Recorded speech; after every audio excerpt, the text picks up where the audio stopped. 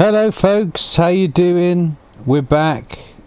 It's an evening of stuff and things. It's been one hell of a summer. I've been out in the pool with Maggie.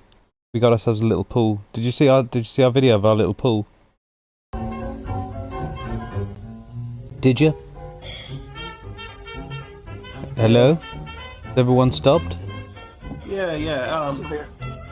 To the point of populism, this is what's fucking stupid and retarded about them downing, say, left-leaning populism or anything like that. It's like, that's the meritocracy, bitch. That's what it is.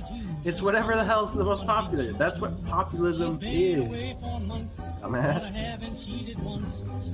Getting a lot of overheating issues, by the way, guys. So there may be a bit of a blippy stream.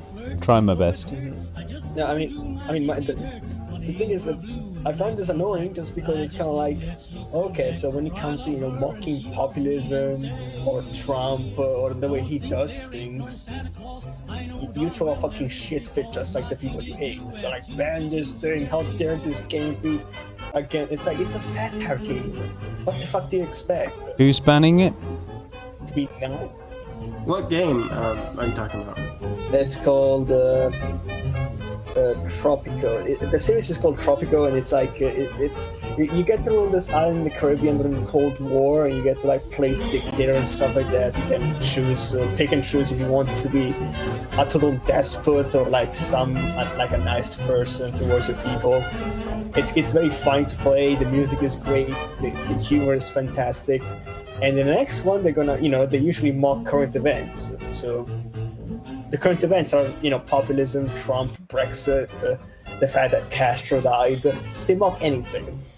And people got upset because how dare you? It's like, what do you mean how dare you? It's a fucking game. What, you're gonna become the next Anita Sarkeesian? How dare they mock me?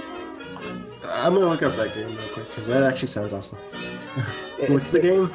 I should put it in the side chat. It's the next one is gonna is this one.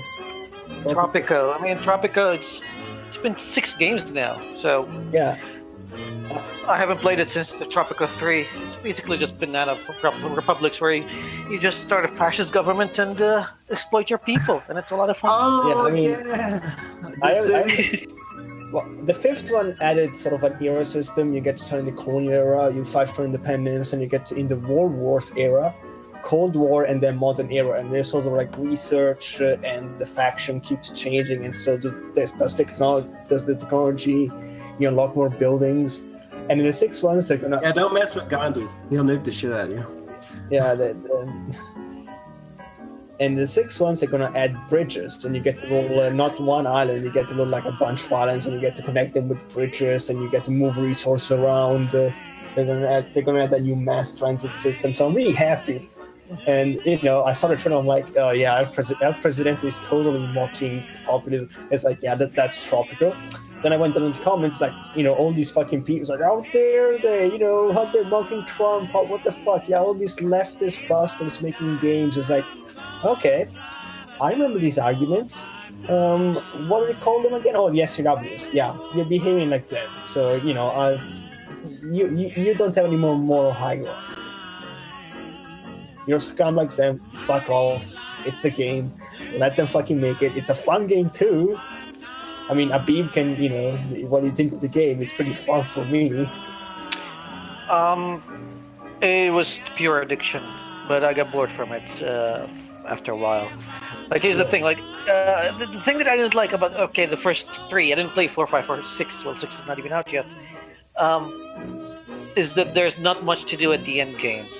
And it's a lot of fun, and then you start getting, interacting with other nations, building your economy, quilting, putting down any revolt, because there's going to be a lot of those. Once you have a strong enough army, and a strong economy, then there's nothing to do. There's literally nothing to do. Yeah, so it gets this is what got, like, okay, you play like City Skylines or Civ or any kind of like nation building games. There's a lot to do in the end game, and the more you play, the more complex it gets. Not the case with Tropico, so I didn't really like it with that aspect. Yeah, in the fifth one, they tried to fix it. They did add the era system. The problem is, towards the modern era, towards the end, it goes back to stagnating. It's kind of like, well, I fixed everything. The economy is great. I mean, during the World War era, you have to be really afraid because obviously it's not the Cold War. People are going to be invading you because you pissed off the Axis powers. They're fucking sending in gunships.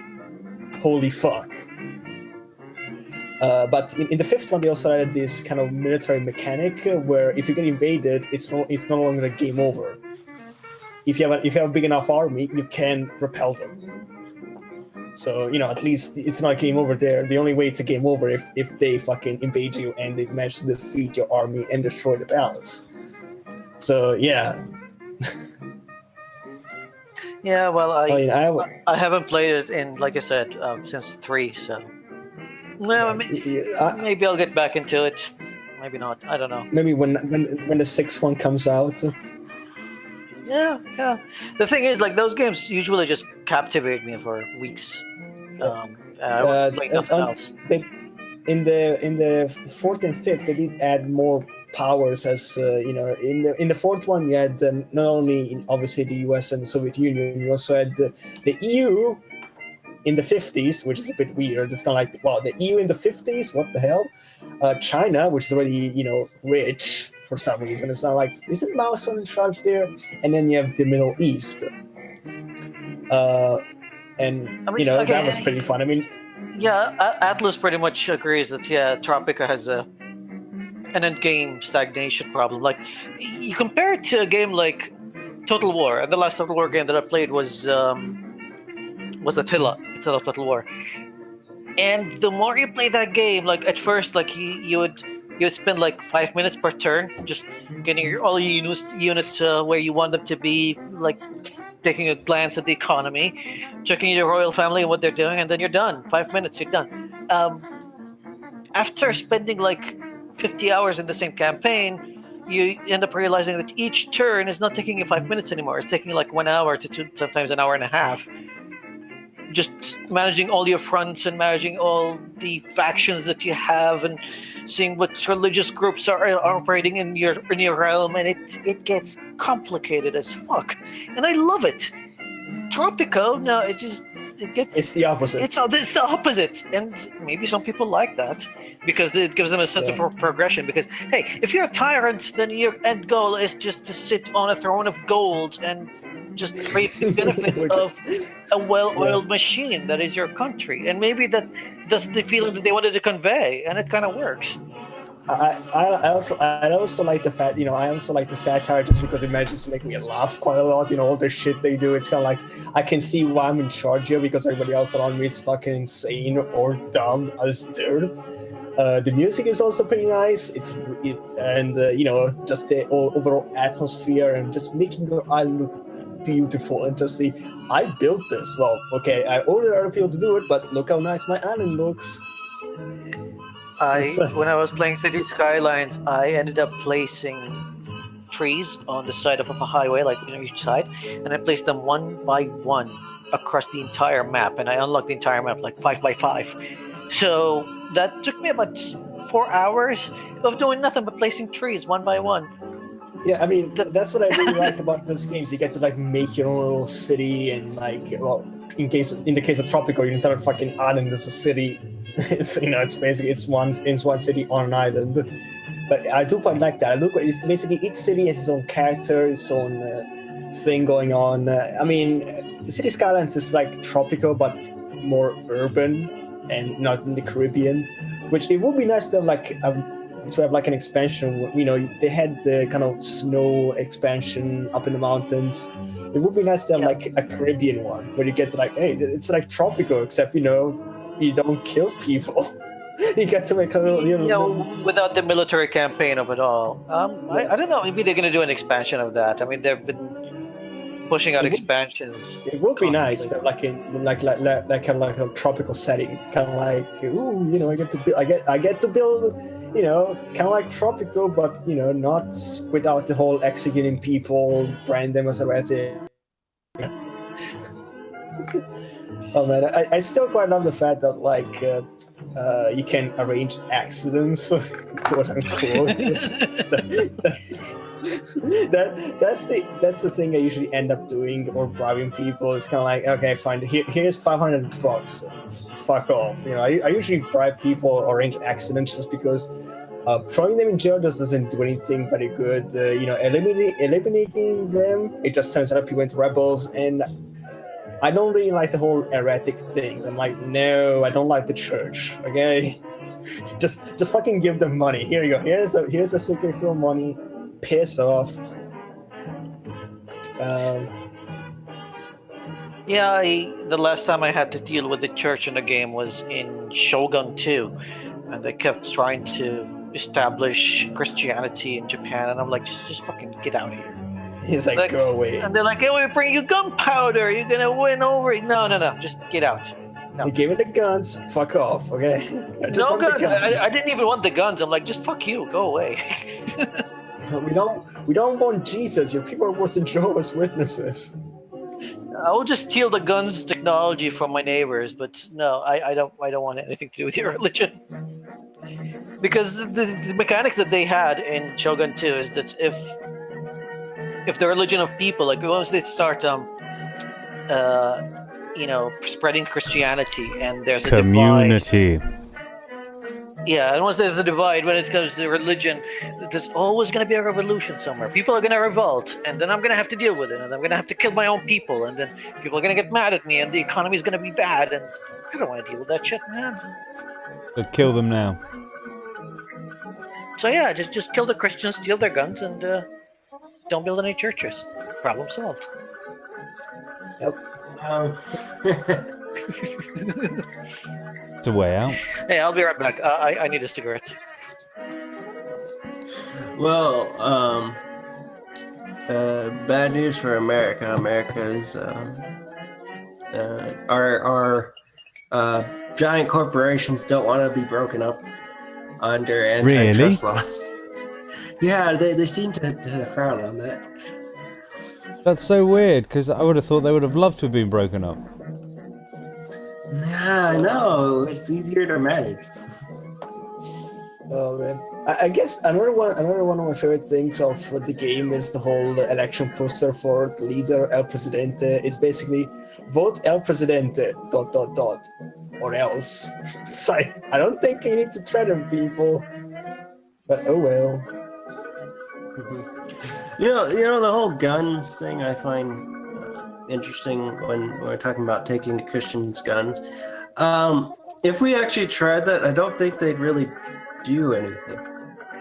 And the reason is because they haven't really done anything when every other right was taken away, like habeas corpus or, right to privacy and shit like that. I mean, I find it funny that. I do find it funny that like some people are more. That's the line in the sand. Guns. It's like some people are more concerned about their guns than their fucking freedom of speech. It's like, yeah, I get they're going freedom of speech, but take away my guns and I'm gonna kill you. It's like, wow, you have fucking priorities there, sir. Yeah, and a lot of the people are like, if you try to take my guns or blah blah blah, I have my guns to literally commit treason. I want to commit treason to protect my rights. I think that's a reason why we should take your guns at that point. If your goal is to commit treason, I think that's it's self-sustaining.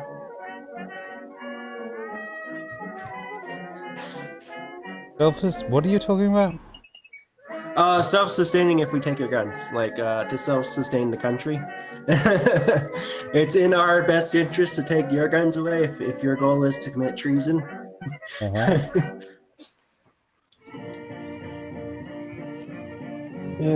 I'm hoping that this is cooled down now. Give myself a little bit more. 19% on the CPU, that's still not good.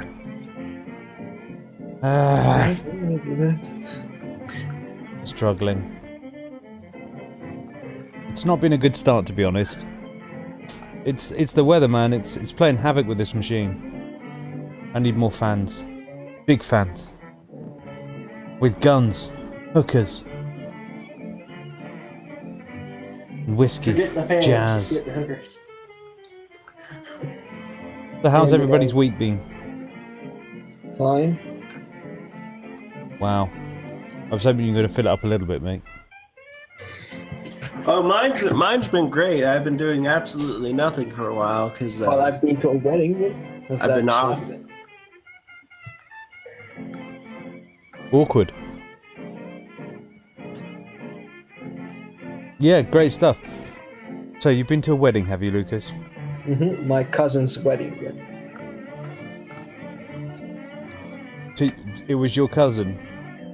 Yeah, my cousin was getting married. They're not in America. They're doing the honeymoon in America. So and your in cousin was Mexico. getting married, and who was your cousin getting married to? Your cousin? No. Come on, that's incest. No, she was getting married to a former soldier who's now a policeman.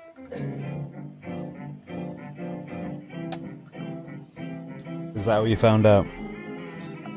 Well, we were there. We knew him for quite some time.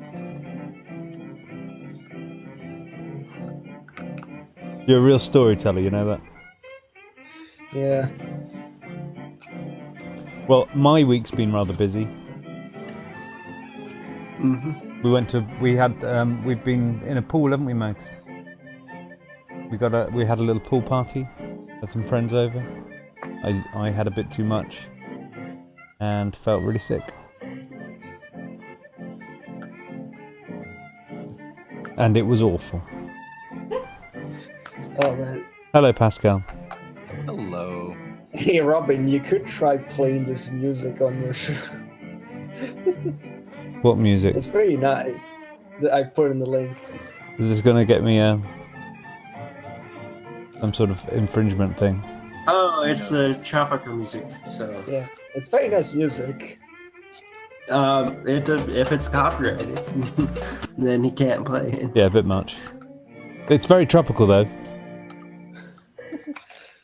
Well, again, it's you are meant to be ruling a country in the Caribbean, so it would be nice to have some jazz there too. It's kind of like Cuban jazz. Muslims, race, buzzwords.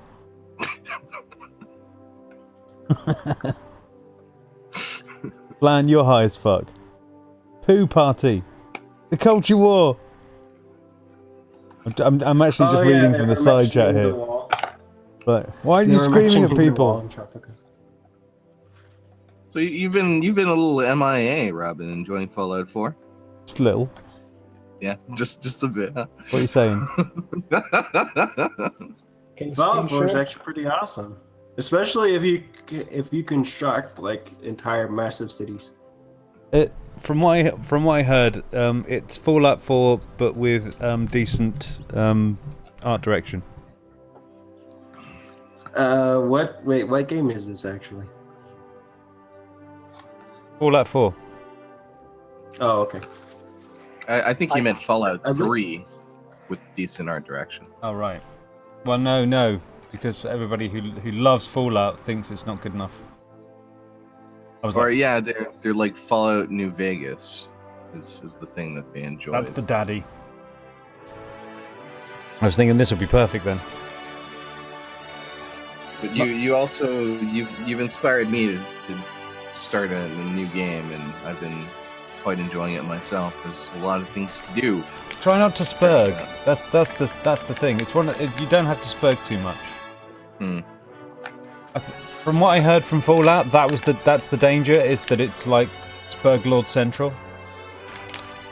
And the Spurgs didn't like Fallout 4 because it wasn't Spurgy enough for them. It was like, bang on. I don't want to do housework. You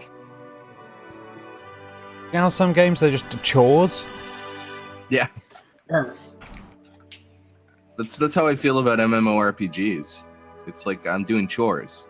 I could be taking out the garbage and cleaning my kitchen, but if I do this 20 times, they'll give me some experience points and have wasted my time. Yay. Just gonna smoke this back in a moment.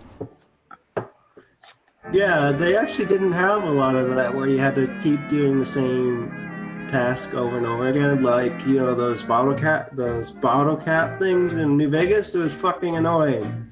And the prize you got at the end sucked. It really fucking sucked. Maybe that's why I didn't like New Vegas, because it was too MMORPG. Yeah. It had like these really repetitive bullshit tasks you do all over and over and over and over again. I liked Fallout 3. It had some interesting areas to explore. It was a little bland in regards to scenery, but that was understandable just because it wasn't quite there yet in regards to the technology. It's the Yeah, apocalypse. What and- do you expect? It's what? And the other thing too, it's the apocalypse. They basically just nuke the shit out of countries. I'm hoping for Fallout 5 to be in like another country instead of America all the time. Yeah, we're planning to see one in Germany or Italy or the That UK. I was thinking that too. I started thinking about that like in Fallout 3 when it started introducing the Chinese. Yeah, I mean, Yeah. look, let's just see a perspective of the other side, the other people that got nuked, like the Chinese. I would actually like to see the other perspective of like other countries we were fighting, like how they got along and what did they do? Because we have all the vaults, but what did they do in their efforts? think, They get yeah. fucked up by experiments. It would be funny to see the Middle East. It's just sand. That would be the easiest game to make. Just make a fucking desert. Just 2 oceans, a desert, and that's it. Okay. And like the only building left is the Kaaba in Mecca, and that's it. It's just what about everything else? That's the only thing that's left. Well, fuck. Yeah, I Just- mean, just- to have a Fallout game, in the same universe, but without the involvement of Vault-Tec, that would be interesting. Like we've seen what Vault-Tec has been doing for 4 games now, 5 games if you count in Vegas. So, yeah, the whole idea, it keeps repeating in every game. Like, yeah, you start exploring, and then you see that Vault-Tec was not really this altruistic corporation, and they have a lot of secret agendas. And then you fight against them or you fight for them, and that's it. I mean, I'm kind of tired of that thing. It's samey. Well, the thing is that you would have like the Chinese, for instance. You'd have a lot of them working the people a lot, building up the underground cities or whatever. But they wouldn't be in experiments because the government wouldn't do that. Not only just due to the fact is because they respect. There's an honor system there, which is that if they were going to do that, they'd have you agree to it. They wouldn't have. They wouldn't. Culture trick you. war. That's what they should also do. The culture war in the Fallout games. And then they kill each other, and that's it. Why not? All you see is just dead bodies everywhere. And it's like, what happened here? The culture war happened, man. The culture war. Culture ward. Either that or they hate fucked each other to death. Someone is asking, is anyone here a fan of Paradox games? Paradox. Been a while. Yeah, I mean, it's been a while for me too. Like, okay, City Skylines is the only one that I play. I would love to get into Crusader Kings. It just every time I see someone streaming it, I'm like, yeah, if I ever start that's just cocaine in game. I like playing House of Iron 4 a lot too. I haven't played any of them, so. Have you seen House of Iron 4, Abib? No. Yeah. It's World War II, and if you turn off, I think one day I was playing with somebody else with Fluffy. He was playing as Spain, I was playing as the USSR, and in that game, Hitler got killed, he got assassinated, and so Goering is in charge, and he declared war on me without going through Poland. I'm like, Goering, there's a big-ass country in between of us. What the fuck? Are you blind? It's just... Well... Good luck. You're gonna do swim. I did. Something did happen to me. I finished all my paperwork for the VA, so I actually will start working there soon. Also, I got unemployment, so I get monies. to sit on my ass and pretend to look for jobs. You're unemployed. You lost your employment. Yeah, because the DoD didn't work out. Oh. They were Oh, dicks. that sucks. Yeah, they were dicks. Well, they were one of the reasons they gave me is because I stayed too late, too often, past my shift. So they got rid of you because you were staying too long. Yeah, Okay. that's what they told my son. That's what they told my contracting company. They don't like overtime, apparently. All right. Don't want to pay overtime. I'm surprised I managed to dodge Paradox in its entirety. They have quite the library. No, they're quite interesting. It's just I never got the chance to delve into any of their games. I mean, other than City Skylines, I'm kind of interested in Crusader Kings or one of the Europa games, but Also, the Hearts Yeah. Farm game. yeah, Europa Universalis looks quite interesting. But They also goddamn, have if I start Victoria. that, I'll never play anything else.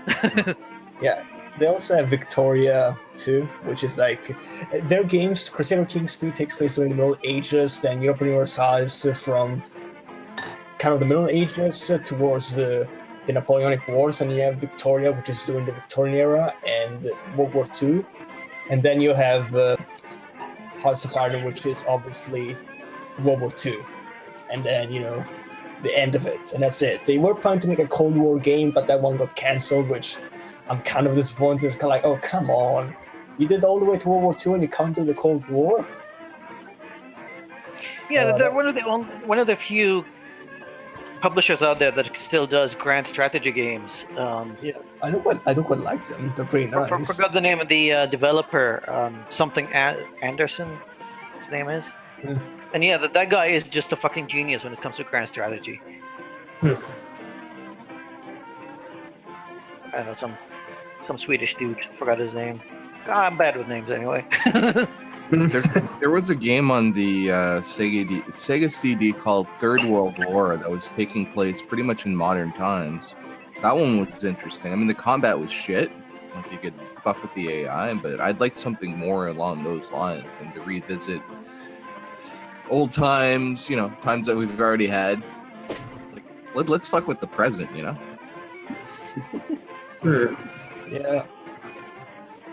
Yeah, I don't think I played that. I just looked it up. I never played that one. I Though get to see- my I Sega get- CD didn't really get a lot of gameplay. I had Mortal Kombat, Sonic CD, and a couple of other games. And there was this game that I keep forgetting its name. I still have it somewhere. It's where your sister turns into a butterfly and gets lost in a castle. Oh God, Illusions of the. Oh, what is that? Something of the souls, or. But yeah, that was one of the earliest FMV games that I played. That pretty much predated even the 3DO when. that kind of genre was FMV popularized. games. Kill me. Some of them were nice. No. They were 2D games with a video on behind them. Come on, you can't tell me that Tex Murphy was not interesting. Tex Murphy, was that the shoot 'em up? Private Detective, point and click game. Oh yeah, you can get Had a away with minigame with- those. Yeah, Not I so mean, bad, but and they're you have- still 2D games with basically something in 3D Yeah, usually. True. I mean, yes, it didn't really the format didn't work for every single game. The thing is, they tried to push it on every single genre to a point where it became silly. But there were a few games that really benefited from that. I like the cheesy acting of the second. What's the name of the game? Point and click game by Sierra. Crying out loud. Willie Beamish? Happens in New Orleans. The guy in New Orleans. Gabriel Knight. Gabriel Knight, yeah. The second Gabriel Knight was an FMV game. Yeah. And it was cheesy as all fuck, and I loved it. I love FMV? that What do you game. mean? Full motion video. It's when you take a video capture with actors and you implement like a little. Oh, that yeah. Yeah, Oh, Seventh Guest, for example, it's full of MV game. I think I what think made that's also what was it, Journeyman? What is it? I was arguing with a Journeyman. guy just the other day that he was ranting that anyone who thinks that Myst is a good game is retarded. And I'm like, dude, just because he sucked at the game, we're never able to beat it, doesn't mean that everybody else is retarded. Yeah, Journeyman Legacy of Time. That was one of those games too.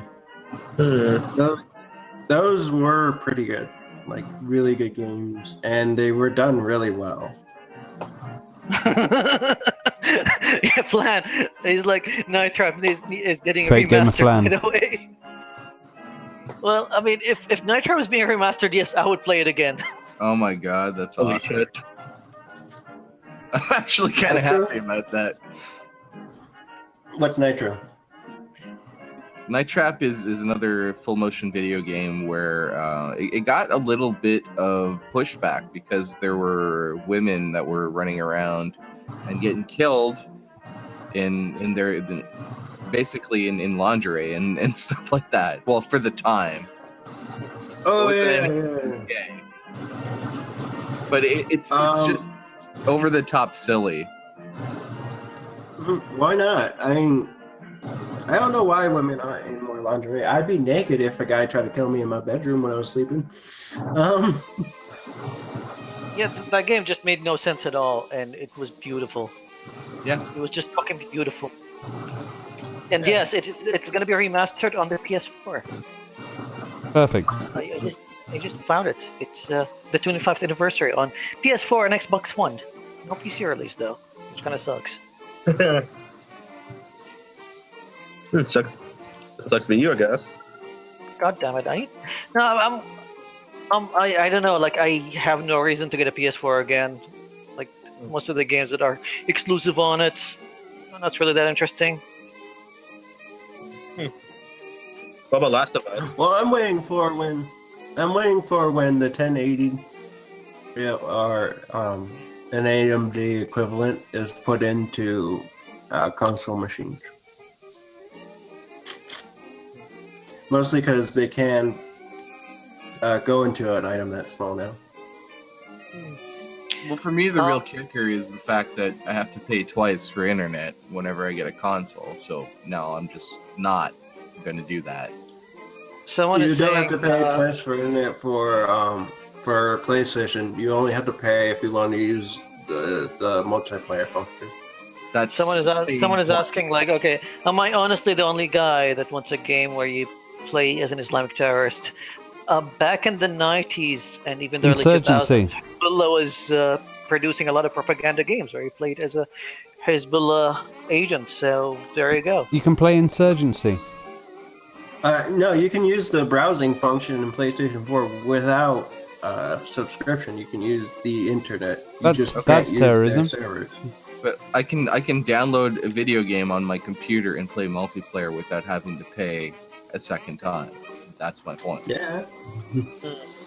Well, So I'm guess not what? It costs paying- money to run it, and they're charging you that money.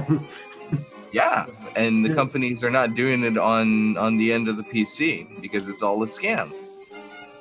They're They also know it. There are also free stuff you can get. You don't have to pay for the service. Yeah, don't But forget they are- sales. Yeah, and there are, but that's just PlayStation 4, and they only charge you if you use their multiplayer server. Which That's is their server. one of the main things you're going to be doing with the console games, playing multiplayer. No, I could play plenty of those single player games, Well, yeah, like Far Cry or whatever. but there's a lot of functionality that goes online in these console games. That's one of the things that's an attractor. Yeah, but the other thing too that you get with the subscriptions, you actually get a bunch of games and you get discounts and shit. There's stuff that comes with it. It's not just you get the subscription. You also get to take with the subscription. It's something I think you get to take your games mobile with you, everywhere. Yeah, or I could And just, not bother with that. And get a honking PC and then I'm done. Because I'm only paying once. Sure, I guess. Yeah.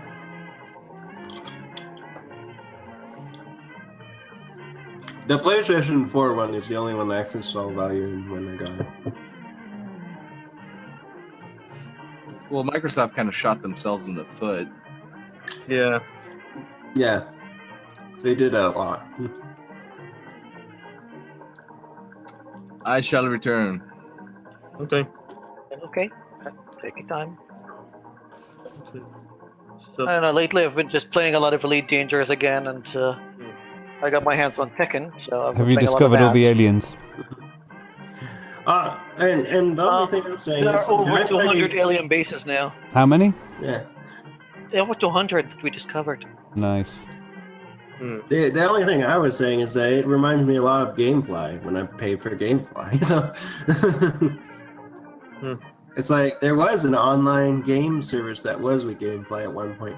The OnLive system or game system failed because the cost was too much for them to host and stream games.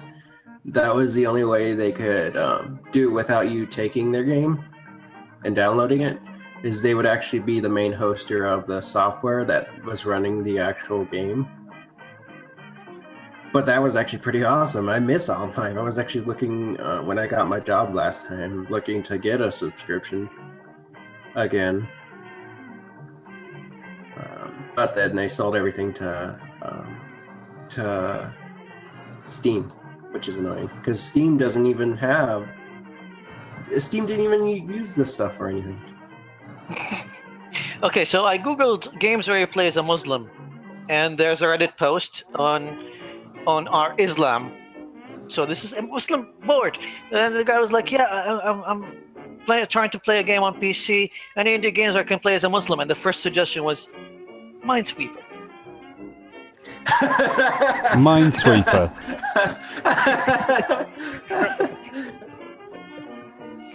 That's amazing. That is a classic, and that's hilarious. I love it. That I mean, guy, the only game that I can think of, like serious AAA title where you can play as a Muslim, I would say the first Assassin's Creed, because Altair and his entire organization, that's a Muslim organization. Ma'alim is, or the League of Assassins is pretty much a Shia Muslim sect or group that was in modern day Masyaf, which is Iran. So yeah, and they had their own political agenda and everything. The origin of the word assassin is hashashin, the users of hashish, because they were drugged as hell, and that's how they brainwashed them. Oh, So you could say the Ottomans of Battlefield 1, because the Ottoman Empire was still a theocracy. So you could say that. Battlefield 1. no, I'm talking like character game, like when you play a single character, character story. But yeah, even though Assassin's Creed doesn't focus on the religion of the guy or his religious views or anything like that, you're still playing as a Muslim dude. Wasn't Zelda, a lot of the stuff in Zelda influenced by Islam? Mostly it's like, okay, they use rupees, and some people go like, yeah, maybe it's part of India and Indian culture. No, But, I'm talking about like the symbol for Islam, the moon and star. In one of the games, they actually had that symbol, but they changed it when it came to, I think, America. I can't remember. Hold on. No, I don't really think so. I highly doubt it, because I have a lot of friends that play Zelda, and they never noticed it. Oh yeah, it was changed when they released it. No, there was like the Fire Temple of Ocarina of Time originally had pieces of the music, like it was taken from the Azan, and that was just incorporated into the music as a tune, and they changed it later on because people were kind of like, even when I was playing it, like I was like, is it prayer time already? Like I was hearing it like it's just something that I'm hearing outside the window. Like it just felt weird. And It's there the were moon it's, Yeah. I know what it is. It's the shield. The shield you get, that's the reflecting shield. no. It's not the. Has It's a- the music itself of the fire temple of the not the fire temple. The forest temple. You know where you find Saria. The first temple when you're Yeah, no, I Link. know what you're talking about. Well, no, what I'm talking about is I'm going to show you the shield original design prior to the change was a moon with a star on it. So it was. Yeah, and I think at least with Ocarina of Time, I remember like there was a bit of an outrage of people going like, "Oh yeah, you're just being offensive," and they changed it. Yeah. And I was even back then, I was like, Let me why change it? check the link. Yeah, it's in the section. Like, it's like the thing is like. You gotta remember, Interesting. like at the time I was still a Muslim. It was 1997 or 6. I played it, and I was like, "Don't change this. This is just stupid." Yeah, well, it's good. I liked it. The design. It actually looks pretty neat. Like I don't mind them incorporating religious symbols because that's the thing. Is like a lot of games back in like the 90s and stuff like that, they would incorporate religious symbols because of a power reason. Like it had some magical or mystical symbolism with it, and the whole thing was supposed to be based around magic and stuff like that. And connecting it to real life stuff is actually how you get people immersed into it. Yeah, but but they, like a mullah, some random mullah in the Middle East can issue a fatwa. Yeah, it's like this game is haram and this is offensive to the Muslim community. Yeah. It's No, fucking it's bullshit. white people. It's white people who will say that. No, actually, dude, we banned Pokemon because of evolution. I mean, a lot of the Muslims I talk to in America, they all say that's pretty stupid what the Saudis did. Pretty stupid, and they play Pokemon. Yeah, I know. Like like American Muslims, we all laugh at you because you banned Pokemon. Trust me, know the most of the dumbest part Saudis like the clergy for that, but What You can know you the do? dumbest part about like saying being anti-immigration or whatever, on the basis of like, oh, they don't adopt our cultures. Like, well, no, they will eventually. Like, you just give them a couple generations, they'll adopt it basically. Which is why you have a lot of like Muslims in Dearborn who are like Bernie Sanders supporters, who drink, who don't give a shit about, you know, they're not fundamentalist people.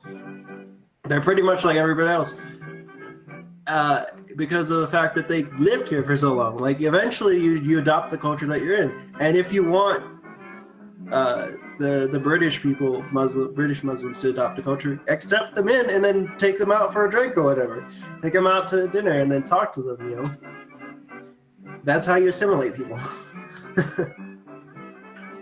Well, or come to the bar. They're all in the bar anyway. Nobody gives a shit here. Yep. But yeah, I mean, I don't know. It's I mean, when it comes to assimilation, there's some people that want people to assimilate to a point where they erase everything about their own culture and their own identity to a point where, yeah, just have to be completely white person. And I'm kind of against that. But again, I see it from the other point of view as well. Like when someone is moving to, let's say, the West, and they still cover their women from head to toe. They never take part of any of the local celebrations or holidays or even customs. And they just live in this segregated society where they don't integrate with or even deal with anything from their host culture. That's still is wrong. Yeah, that is wrong. I'd say you should have a choice, but if you're forcing yourself not to partake because of personal religious reasons, then you're your own worst enemy. At the same point, I don't want house nigger Muslims. You know, that's not my goal. I don't want house and nigger Muslims, which is a phrase I heard one point. Not the house part with the sender. But yeah, I don't want house sand nigger Muslims. That shouldn't be anyone's goal. I think we're past the point of where we try to enslave you guys again. Yeah. Like, here's the thing. Like, I am against any kind of authoritarian push to force anyone to integrate or to change who they are just to fit in a certain society. That just doesn't make any sense to me. Like, But hey, at the same point, if you don't if there's a guy celebrate that Christmas, you're doesn't, common.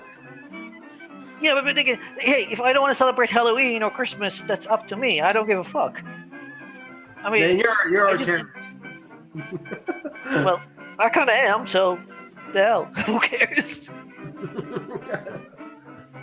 I mean, yeah. I mean, during the last couple of weeks, I was called pretty much to my face. Some people was just saying that my relationship with my current girlfriend is akin to bestiality. Holy shit. Oh yeah. So, Wait, what? yeah, because race mixing. Oh, that's not bestiality. What the hell? Some people compared it to bestiality on Twitter, and when I Nice. mocked the hell out of it, some people tried to defend her, and I was like, so Interspecies is bestiality. Us shagging up. Say we had Homo sapiens still. Not Homo sapiens. What the heck? Neanderthals. Neanderthals. Yeah, Neanderthals. It wouldn't be bestiality to screw them. Oh, I got something funny.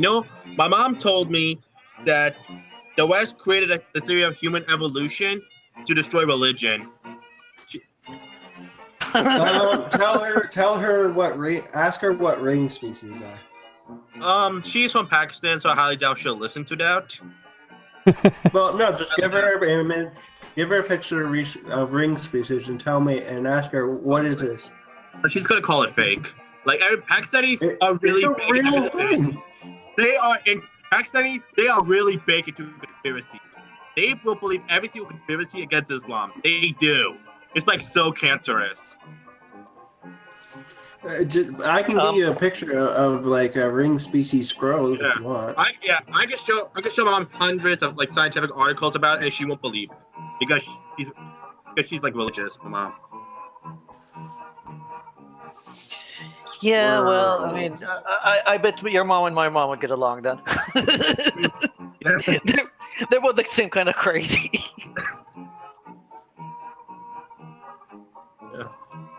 CPU temperature 90%, 90 Well, degrees centigrade. Okay, I know that Still. Pakistan has one of the highest incest rates in the world.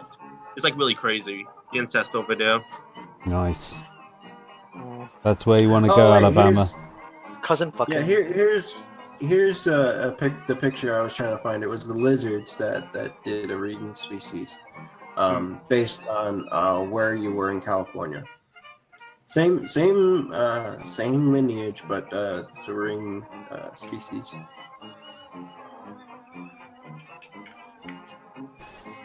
Well, my thermal throttling's going down. Well, maybe stop playing a game while you're streaming. I'm not playing a game. Thought you were playing Fallout. No, it won't work. I Can't linked play the it. picture of the ring species. Yep, I see it. Yeah. But the first one and the one up the top cannot breed successfully.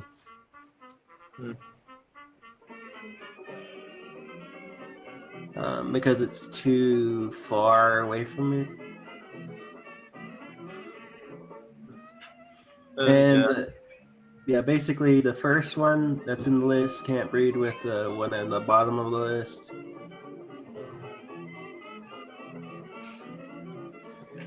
So I was on another stream the other day, and you're gonna love this, Robin. There was a bunch of, it was a nice mix. Some left-wingers, some right-wingers, and you're just like talking shit about random stuff. And all of a sudden there was this guy, a staunch right-winger. I never talked to him before. And he was talking like, well, we need to solve the problem of the right-wing movements in the West. I'm like, okay, how?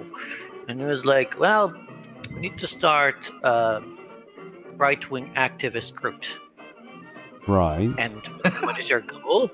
And his goal was, and I'm quoting him directly here, to herd the lefties out of cities, so that the electorate is more right wing in highly dense areas than lefties. Okay, that's not how that would. Leftists. Okay. Yeah. So in- basically, in 2 knocking on your years from- door if you're a leftist, off to the gulags, and basically that's their idea of how activism works. So Let's in that case, assume, we send the let's right wing assume he people was. to concentration camps.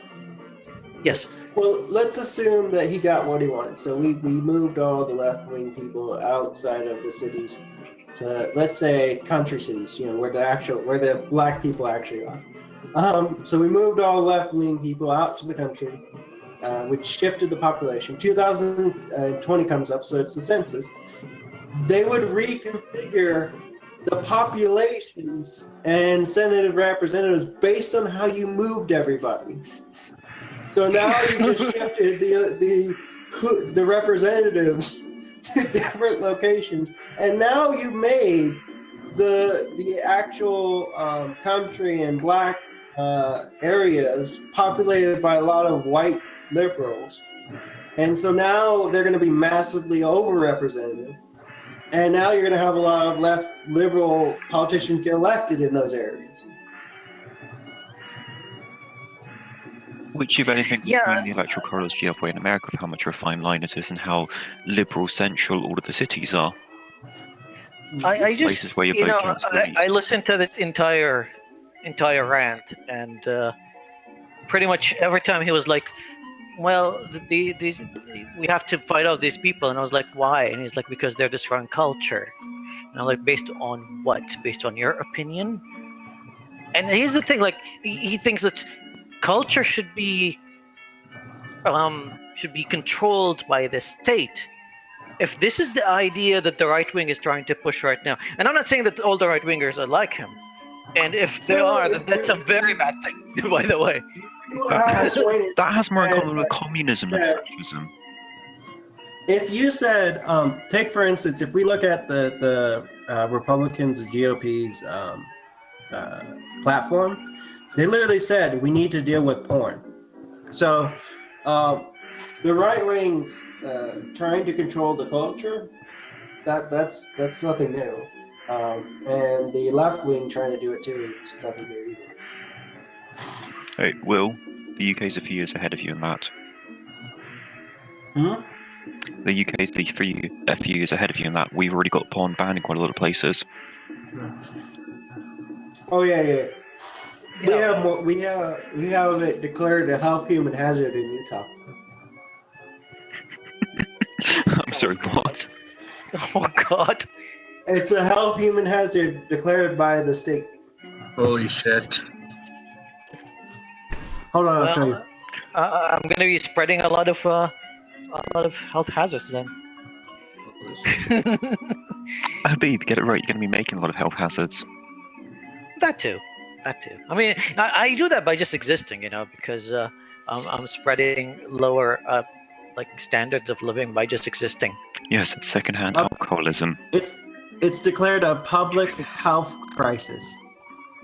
What an obesity isn't.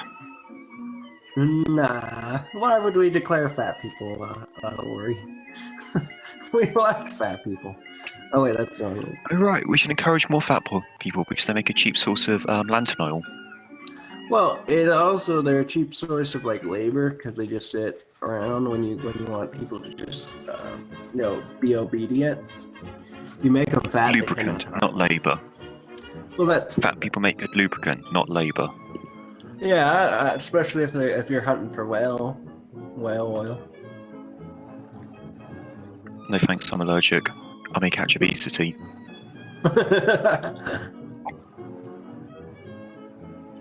Yeah, the stream seems to be going nuts. I'm trying to work on it. I linked the Washington Post article on the whole. 1 frame per minute. Sorry, I'm not sure what's going on here. I'm trying to keep it as cold as possible, but it seriously needs to cool down. open every single window and turn a fan on? Have done. Get a liquid cooler. Have got. Fan's gone. Is it, Yeah, is big it, Pumping a liquid fan cooler. is it into it. installed? Yeah, but I'm pumping a fan into it. Well, yeah, there's a fan outside your computer case. It's not like an actual 140 or 120 millimeters. It's attached to the radiator. I know. Don't you think I don't know? Oh my god. I know. If you want this stream to be fixed, just donate to his Patreon like $20 so he can buy some fans for his radiator.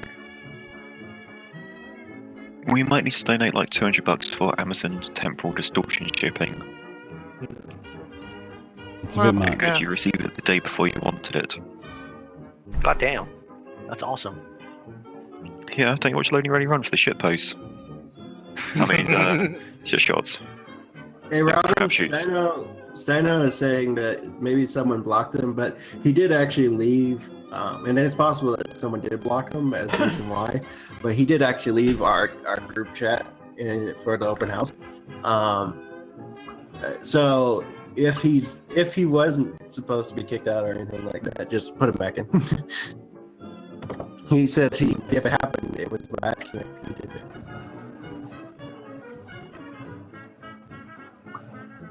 Ouch.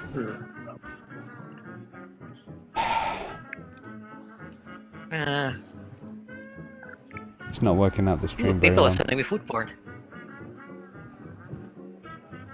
What's the point of sending you food porn? You're meant to send everyone else food porn. Well, when I don't send a lot of stuff, people just send me their stuff, and they're like, "Hey, food porn. You impressed?" Maybe I should just maybe I should start this Gordon Ramsay kind of thing. I'm like, yeah, I'm gonna stop trading people's food porn.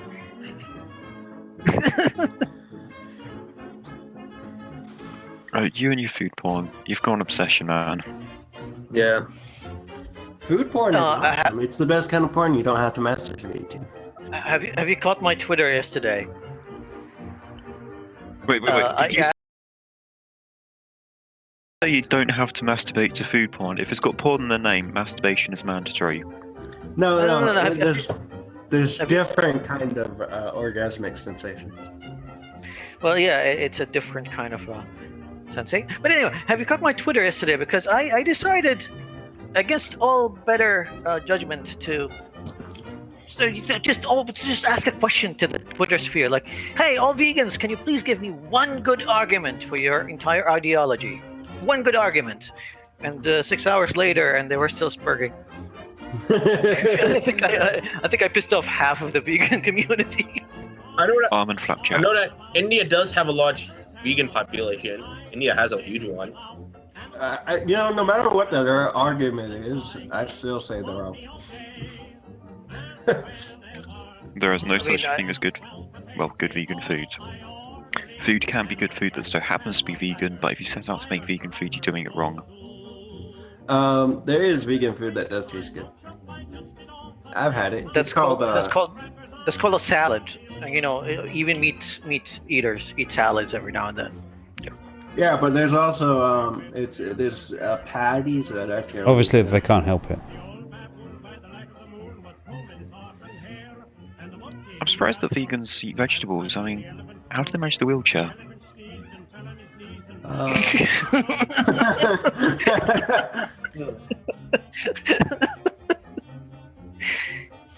No, I remember one of the first ones that tried to argue with me is like, "Well, I could present you with arguments, but you would only understand them if you were A, secular humanist, and B, have a dog."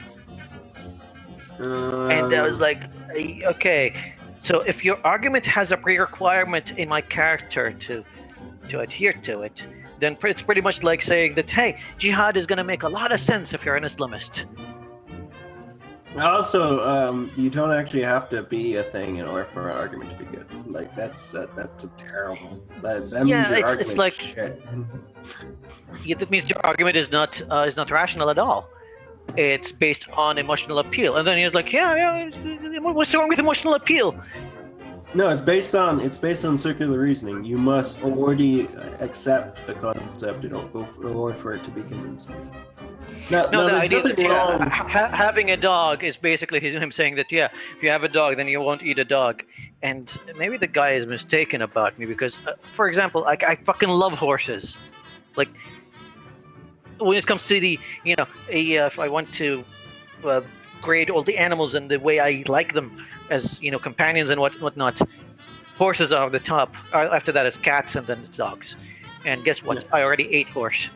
Well, it depends how hungry. By the way, I mean, Morningstar. if we're facing an apocalypse, like, I'm sorry, Rex, but you gotta go. How's everyone? Hello there, Sturkle. Esther. Hey, what's up, man? Hey. And the thing is, like, hey, if there is a good recipe for eating cats and dogs, guess what? I would eat cats and dogs. Yeah, and we breed cats and dogs almost as much as we do cattle. Yeah. Have you ever been to a Chinese restaurant that was particularly cheap for the area? I live in Dubai. There's nothing cheap here. Okay, have you been to the Chinese restaurant that only uses, gold-plated Tupperware takeaway? Here's the thing. I've been to a lot of Southeast Asian countries, and I've eaten a lot of weird food. Now, I haven't tried dog or cat yet, but I've tried snake, I've tried spider, scorpion, different kinds of beetles. So yeah, I don't care. Habib, I've seen that you're looking into the China study. I've gone through that phase myself. No, I was never looking into it because it's someone that was like, hey, you want a good argument? Check the China study. And the first thing I checked about it was like, hey, here's a study that has a sample of 100 people that are taken from different countries in China. And by the way, we cherry picked it a little bit. So we're going to present you with only 30% of the findings. Please believe us. Oh, by the way, the best vegetarian patties that you can find are called Morningstar. They're really good. That was completely irrelevant. There's a lot of good vegetarian food. Vegan food, on the other hand, I have to disagree with. So you're saying like it's patties made by the devil then? I mean, yeah, I bet most people here would know about my Halloween story when I went out and wanted to try something scary for food, and I tried this vegan kebab, and I still stand by my words. I described it as it tasting like sadness and regret. Sounds about right. So it tasted melancholy. Have you ever seen that Ron Swanson thing with Ron Swanson where he gets where this like really fancy guy makes this like really posh vegan burger, and then he just gets like a slab of like beef and puts it in front of them, and then just eat up the beef, and they go, "This tastes way better." Yeah. No, Trust me. One of the best arguments that I got. One of the guys that kept on. By the way, that all started because I went on Fox. Fox was streaming. Fox from the West. He was streaming a game, and I just jumped into his stream into the chat just to troll it a little bit. And I was like, "Hey, you suck at games. Hey, you suck. Hey, you suck at gaming." And this guy was just out of nowhere. He's like, "Did you ever consider being a vegan?" And I was like, "No, you're just a fucking bunch of twats. I'm never gonna join your fucking cult because it's no longer a lifestyle. It's a fucking cult." And then I left that stream because I wasn't gonna sit there and watch Fox fail at gaming over and over again. And he followed me to Twitter. He's like, "But why did you run away from the argument?" And I'm like, "Dude, just what the fuck?" It's not running away when I tell you to fuck off. That's nothing. One of my guitar colleagues had a comment on a video where he was playing guitar to his son, showing his guitar, and his son's only like a baby, and he was just playing guitar, like showing that he was playing a guitar to his son, and then he got these Nazi comments on his video, just telling him like about how we should have sympathy for people who hate the Jews. It was really fucking weird. Like, so many weird people out there. I know. Welcome to the internet. And by the way, the same guy kept arguing that beef kills people. He's like, "Yeah, beef kills millions of people per year." And I was like, "Well, maybe I just got it all wrong. I mean, we should have a beef war." Like, yeah. You're walking down the street and there's like a slab of steak just stalking you around. Oh no, Saddam Hussein and George W. Bush had a bit of beef. That's still going on. No, Well, at least the cows get their revenge in the end, you know. I posted What, heart that disease? cows don't kill people, beef kills Yeah. It reminds me of Goldie looking chain. Which, by the way, you can actually not have the problems if you just eat anything that's a loin. That's it. Literally, just switch to loins, and you'll have a lot less fat. You have a lot less issues with the meat. Oh, fuck that. Fuck that. I mean, I love the fat on my meat. And the thing is, Tenderloins. here's the thing. I am trying to get good quality marbled meat here, and it's hard to get it fresh. But that's like you get the fat just pretty much like it's like a weaved inside the texture of the meat, and it's very hard to cook. And I keep posting pictures of it because every time I look it up, I'm looking for good suppliers here, and you can either buy by the bulk, or you have to just like befriend a butcher because I saw those things. photos of that, and it just looked like watermelon. I can actually show you. So amazing, man. That's an art form that's going you're not away, wrong. unfortunately. That's the why fact that we don't have butchers anymore. Well, I mean, it depends on where you look. I mean, where I'm going to be moving to New Orleans, like there's a lot of butchers there. Yeah, you can get, you can get so- like delicatessens. They're like the more upmarket sort of butchers. That's what they're moving to now. So what you're looking for, and I'm going to tell you this, Habib, do not get filet mignon. It's not worth it. It's a flavorless meat. It doesn't have flavor in it itself. No. You don't get filet mignon for the taste. You just add some salt to it, and that's it. Filet mignon is for the texture and not the taste. Yeah, That's why you always serve it with a sauce. but no, I've had both. I've had all kinds of cuts. What you want, and this is where you can have the best of both worlds because it's in the same general region. You want porterhouse or ribeye. Ribeye is actually in the same vein that filet mignon actually comes from. It's in the same area.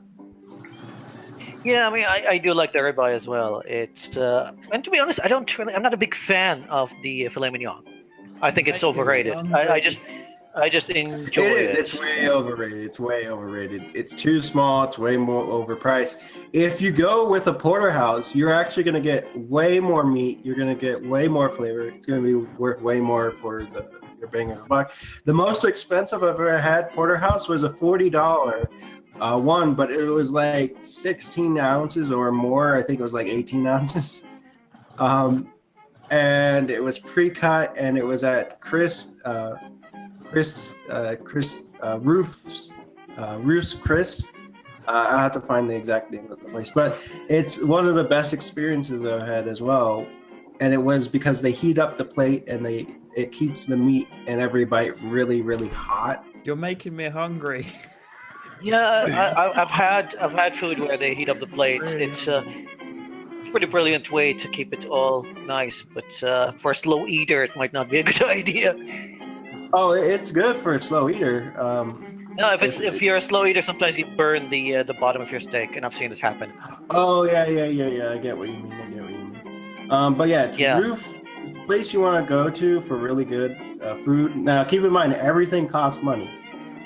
Nothing in this place will not cost you. No. Once I moved there, I'm looking at like the houses that I'm looking at in New Orleans. Most of them, if not all of them that I've looked at, have a good enough backyard where I can fit a barbecue and a smoker there. And my girlfriend is pretty much, she knows a lot of butchers there, so it's like, yeah, just getting a good supply of meat, and I'll be playing with a smoker. I've never had a smoker before, so it requires patience. Like you would wake up like early in the morning, and you're like, I'm gonna start cooking dinner now. Slab of meat on the smoker, and you leave it there for like 12 hours. It's Roof's Chris Steakhouse, and this is one of the best places I've gotten. I'm just saying that all the food item costs money no matter what it is. I know. I mean, trust me, like living in a city like Dubai, it's used to the high cost. And I mean, I look here, and the price of a good steak here would be something from $50 to $150. It's not cheap at all. New Orleans, on the other hand, you can get a very nice slab of T-bone for $20, and I'm like, dude, this is gonna be heaven for me. Yeah, you can also get a porterhouse for $20, but you can get pretty much anything. Roof Chris costs $40, but that's because it's huge. Like it is for two. So I think the most I paid for a steak dinner, and that was for one, by the way, was $160. I did that. Take. I think I did that, but that was because I was filet mignon, but it was actually a really nice place. No, it wasn't even filet mignon. It was a T-bone. But that's the price that you. Yeah, that's the prices you pay for good fresh steaks in Dubai, because everything is imported here. We don't have local farms where you can get good quality meat locally. Yes, you do. Money farms. We call that like oil fields. No, I'm pretty sure Dubai has invented the world's only money farm, where they just sort of rub rich people together and they generate more money. And that's where we get the money tree from.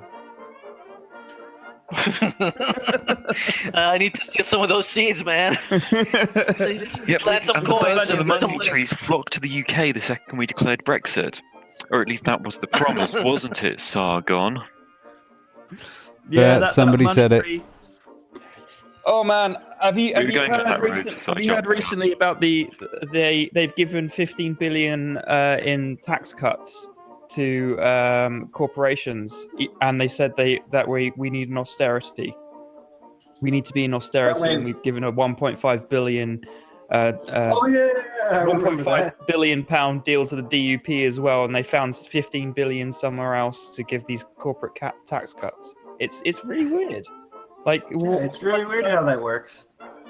It's almost as if you should vote for more Labour.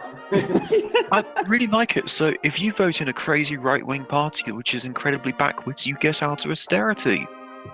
Fascinating. Oh, that's weird how that works. It's weird how they're very conservative with your guys' public funds, but they're very very open when it comes to giving it to the private sector. Like Theresa May had to literally pay to keep her job. Funny that one. Wouldn't that be considered a bribe?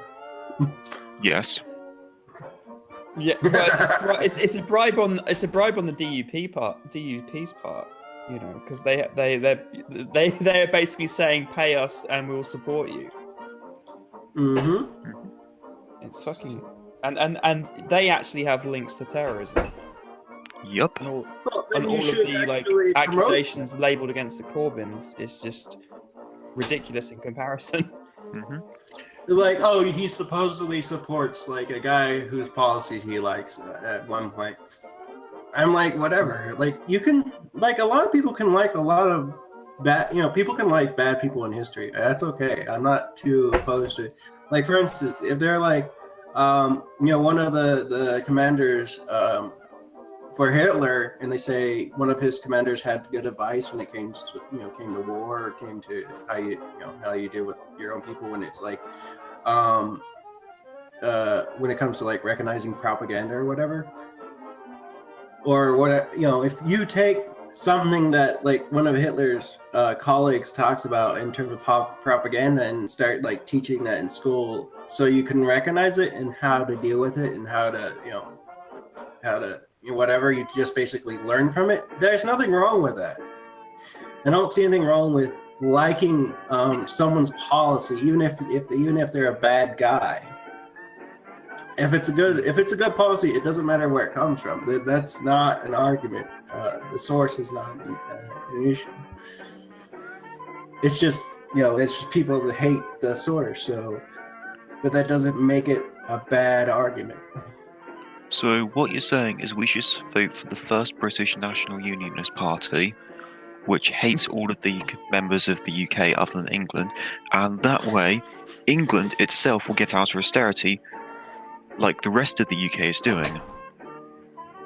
I would say just go for labor because then you would actually get out of austerity. Like Don't Corbyn's be silly. plan. Labour's unelectable. They were like the lowest. If you looked at if you looked at Labor versus all the other parties, and you looked at who lost seats, they were actually the one that had the least lost seats. But they're the Communist Party. They're terrible. Yeah, and they lost the least amount of seats. So apparently they're very electable. Sorry to make it all political, but like. No, it's okay. This I is just thought it was whatever. a funny comparison to make about the money tree and.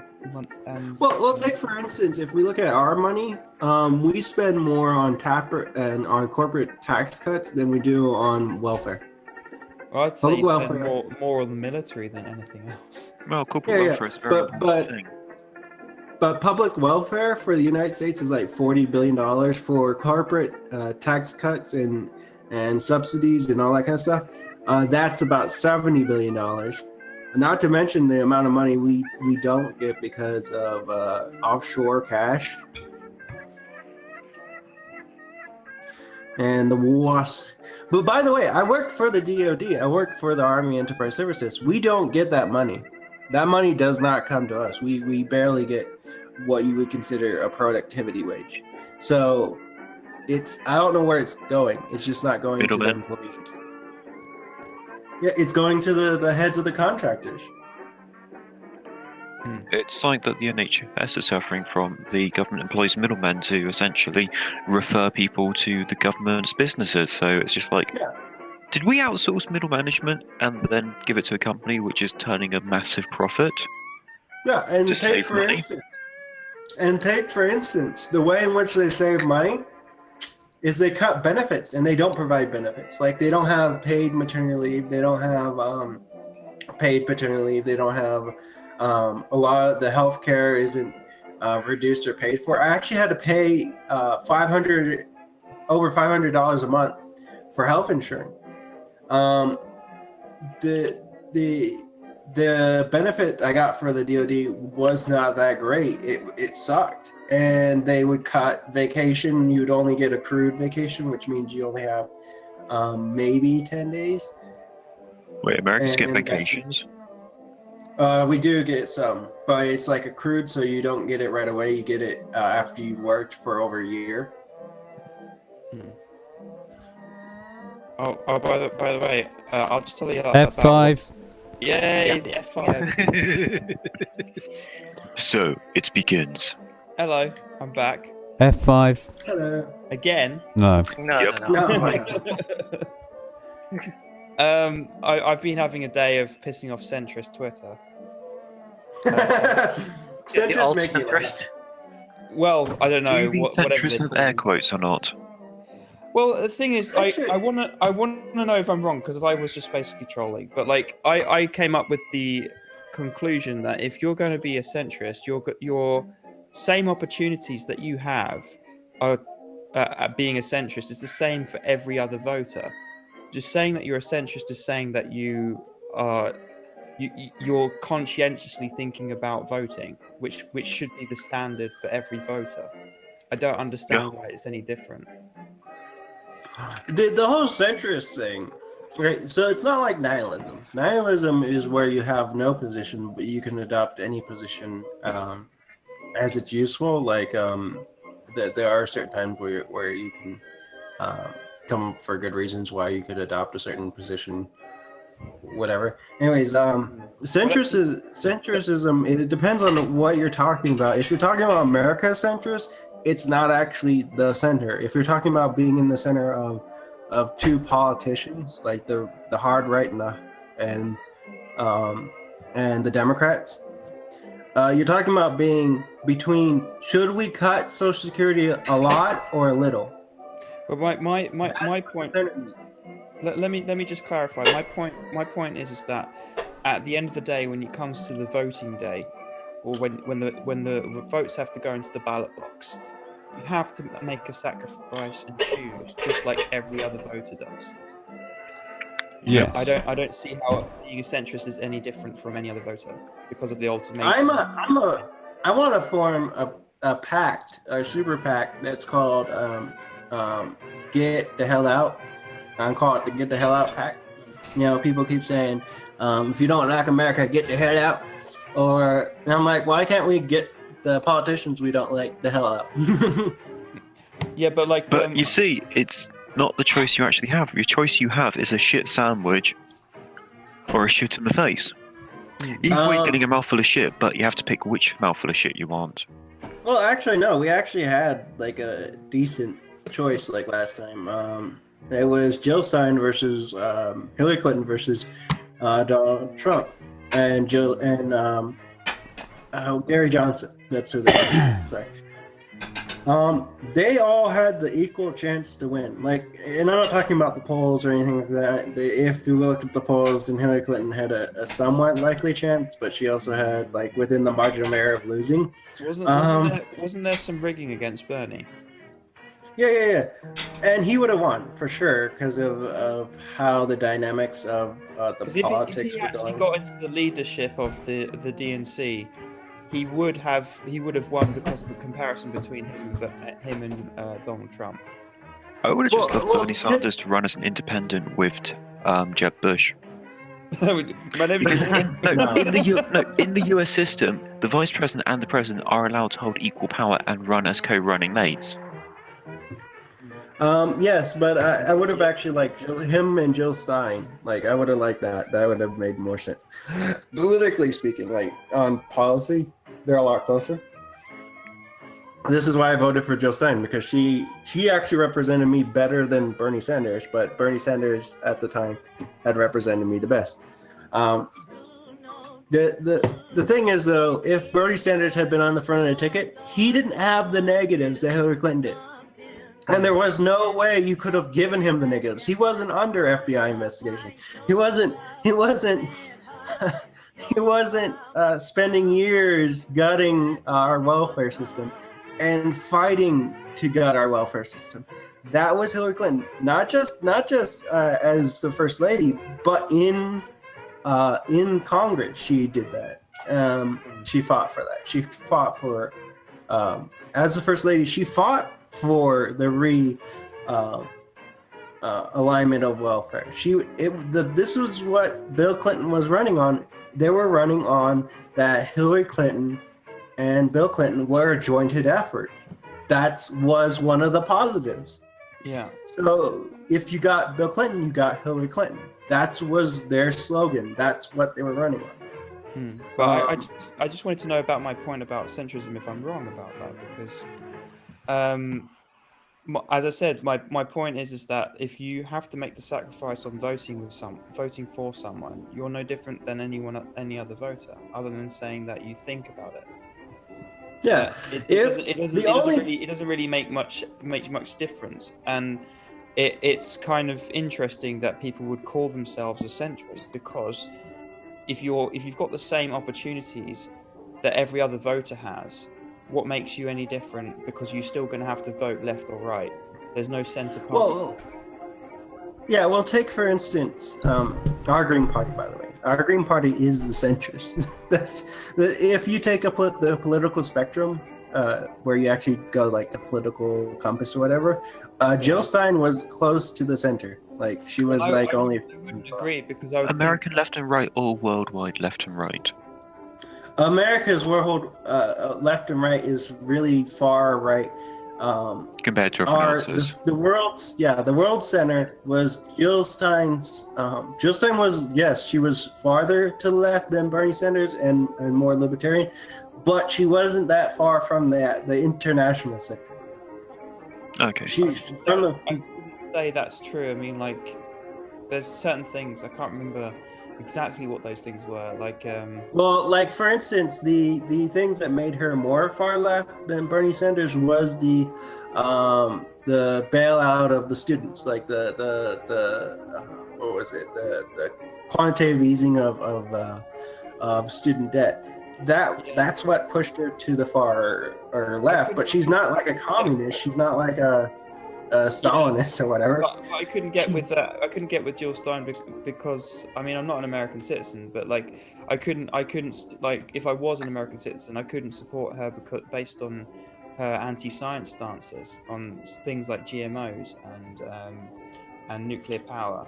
Like there seems to be a constant thing with the Greens that they don't understand. Let me stop you right there. The average American doesn't understand science. True. Well, first of all, So she does not have an anti-American stance on nuclear power. She's taking the approach of it's very dangerous based on our infrastructure. If you take a look at our infrastructure, we're astonished that our nuclear plants are still running. They're degraded. They're crumbling, and it's very possible they could melt down very soon. We are shit at maintaining infrastructure. We have a D-. That's what that means. It means your power plants could fail at any time. It means your everything could fail. And if a nuclear power plant fails, it means a lot of people die. Yes, because nuclear power plants failed in a bit more constructious way than gas or coal ones do. Yeah. So that's her point. That's why she would say that. It's probably because you don't have much government regulation on that. Because of no. Like, it's not just the regulation. We turned the responsibility of infrastructure from the federal government to the municipality. The municipality is like a district, or you know how you vote for a single person representative for like a state area. Mm-hmm. It's basically like that. A municipality is what we consider a district, and that's one state representative's area. So instead of the collective of the whole country taking care of infrastructure, you have that single area city. The town of Birmingham is responsible for taking care of the airport. Because the airport is a federal building, they will not receive the money that goes through the airport. And because the power plant is a federal building, they will not pay for the power plant. Because the 15,000 acres of solar panels are a federal thing, they will not receive the money selling the electricity. And because the nuclear reactor is a federal building, they will pay for the nuclear fuel and not receive the money from the electricity. Yeah. Now don't let this shit break. I'm looking forward to the Tesla batteries, the wall batteries, if they can get. I'm looking forward for the glass batteries actually from Good Enough. Good Enough. Have you heard of those? Really pie in the eye technology, or pie in the sky. No. He invented it. The guy. Do you know who Good? I want to invest in pie in the eye technology. Yeah. Do you know who Good Enough is? Big market with clowns. But yeah, the Tesla wall batteries look amazing. I'd love to invest in one of those if I ever owned a place. Well, if you wanted to invest somewhere that's like a solid place to invest, go for John Goodenough's solid state batteries. John Goodenough is the guy who invented the lithium battery. Yeah, that's who he is. He's the guy who invented the lithium battery. So he has enough credibility that if he invents a glass battery, it's probably true. Sorry, I'm just watching Alex Jones do deathcore. It's quite hilarious. But her stance is on pretty much like anything scientific and stuff like that. There's nothing that she said that was inherently unscientific. Well, she doesn't support GMOs. So that's no, that's not her position. She's not. She wasn't calling for a moratorium on GMOs. She didn't like the end products of. Yes, with Monsanto, and Monsanto actually doesn't do that much bad. Oh my god, Monsanto, it's so evil. They created a GMO which is resistant to a pesticide, which is Bt delta endotoxins, which is the only pesticide allowable in organic farming.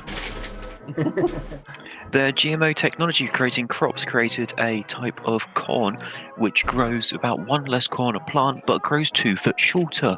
So if you have a fence around the field, it creates more corn for less damage to the soil. Yeah. They created a type of rice that contains vitamin D in it as a part of a non-profit where they were working with the Indian government and 3 other large pharmaceutical companies to create golden rice, which has saved hundreds of millions of people from malnourishment and starvation. Yeah, I was going to mention. Yeah, Niels Borlaug is like rolling in his fucking grave listening to that shit. Yeah. So, GMOs, it's a terrible science that should have been banned at the start, because Terminator seeds, the holy grail which no one has been able to make yet. The Terminator. No, seriously, And to Terminator be seeds fair- is a big conspiracy theory about GMOs. Oh yeah. The seeds that'll That will die after like you get plant out. That'll what? That will die the second they, well, I won't have a next generation. So essentially the seedless watermelon, which Greenpeace and most Green parties are supposed to be okay with. Yeah, that's actually interesting. I've got but one no, more. I've got one more I have to come the- in with. The anti-GMO thing is not just isolated to the Green Party. That's also in like the Democratic and Republican Party. All parties. It's a good technology, but it needs to be regulated. Like Sure. medicine and like industry. And this is the hard line that if I remember right, Jill Stein was asking for. It was labeling, and that was the hardest position that she was taking. I'd have to take a look again. I think there was a possible moratorium. I'd have to look at that one. There was a moratorium. Moratorium? Moratorium means stop. Yeah, there was one to it. Now, mind you, it's also like... Yes, there was. It was a moratorium, or if Congress disagreed to that, labeling and a high tax. Sure, why not? It was I that mean, kind of the ultimatum. taxes, to be fair, the taxes on food crops is actually really low. So if we increase the tax, it'd be like, it'd actually just reduce how much we're subsidizing them. No, they wanted a 50% tax on all GMO food. That's interesting. Yeah, it was And that's like... also still... You're Yeah, talking about like 50% on like $3. Yeah. She didn't want that stuff to be sold full stop. So it would have gone out of her way. So $4.50. Yeah, so it would have gone out of the way to prevent it in some ways or another, and would have used the best of our ability to do it. As I was going to get to earlier, Greenpeace's best food, according to them, that's one of the healthiest foods on the planet, and it's a fantastic example of nature, is the pink grapefruit. Something made from radium gardening. Well, you take a rod of radium, plant it in a field, and then you grow plants in concentric circles around it. That gave birth to the pink grapefruit. Yep. So not only are we taking genetic modifications, we're taking complete and utter anarchy in the genetics and radioactive gunk. Do you know And Greenpeace likes the results. Do you know what I really like? What really want to taste is the square watermelons. They look cool. They're not actually meant to be that good. Oh, I see it now. It's labeling GMOs and putting a moratorium on GMOs and pesticides until they are proven safe.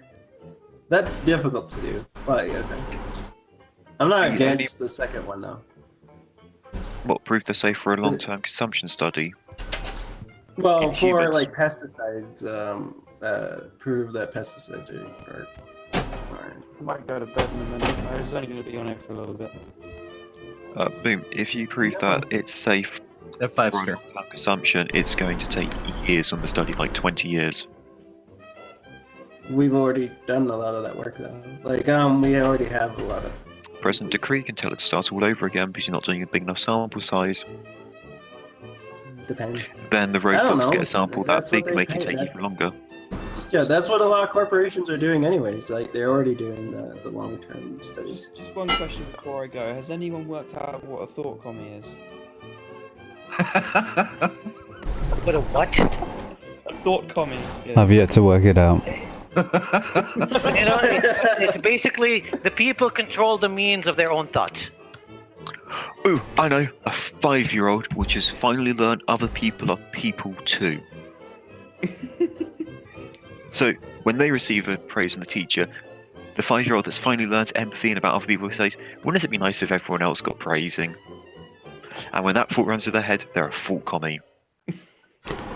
So it'll take years of hard conditioning to go back to me, me, me. A thought commie.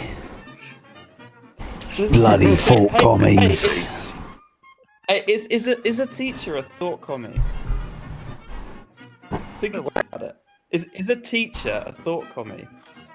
Well, if they've been paid. Because they're holding the gateway to the production of thoughts for their students. The means of production. The means of production, yeah. No, So does that? if they does that were mean you're a communists, they would be giving the means of the education to the students and would be running a self-taught anarchy. And ensuring that every student has some resources, but it's more of an authoritarian structure because a there teacher is a certain amount of guidance needed. A teacher is a thought fascist. That is true. That is very Guilty. thought fascist. I would have gone more with preacher. Oh, a fascist. Let's go with fascist. No, I was thinking preacher because they are surrounded by very young boys. Yeah. I mean, yeah, you just present that idea to that guy too, and he's gonna ally himself with teachers. He loves fascists. I was waiting to say he loves very young boys. Yeah. Oh, Nah, I don't. oh, Fox. If you Habib, if you're wondering why I brought that up was because of Fox called Robin a thought commie. The fuck is a thought commie? I know. I was scratching my head for a week. I was just like, what the fuck? A potato? Yeah, it's odd, isn't it?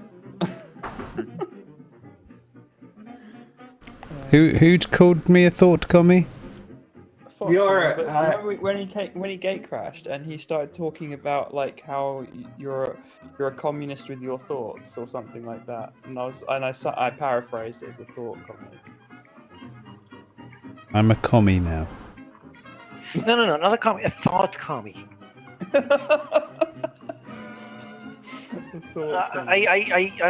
I'm still trying to sort of Like, work it out. contextualize the whole thing. Yeah, it's difficult because it doesn't mean anything. It's like it's like the anarcho-fascism movement. Oh, explain what you mean. I haven't looked into that, so I don't know. I tried. I mean, I was when Crouch first found some of their videos. He's like, "What the fuck is this?" So we watched 3 of their videos, 20 minutes each. You're a right winger, then you are. And at the end of it, he's like, "So, what is it now?" And I was like, "I have no idea." Mandatory anarchy. It just makes absolutely no sense. It's basically what we watched was an entire hour of gibberish. Okay, Habib, here's what you're going to do. Spend 10 years convincing yourself that doublethink is real and mastering it, then watch those videos. So wait. So anarcho-fascists are extremely bipolar. Yeah, but I mean, how do you They're authoritarian schizophrenics. how do you enforce? No, bipolar. How do you enforce order and regulation amongst chaos?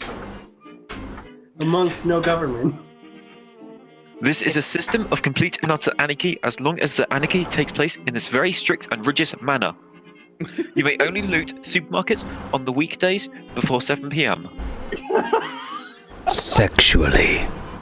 It's it just sounds like the reverse of what the police are. Sex crimes are not permitted in schools during assemblies. The rest of the time, it's a free-for-all. Oh man, someone just sent me an article.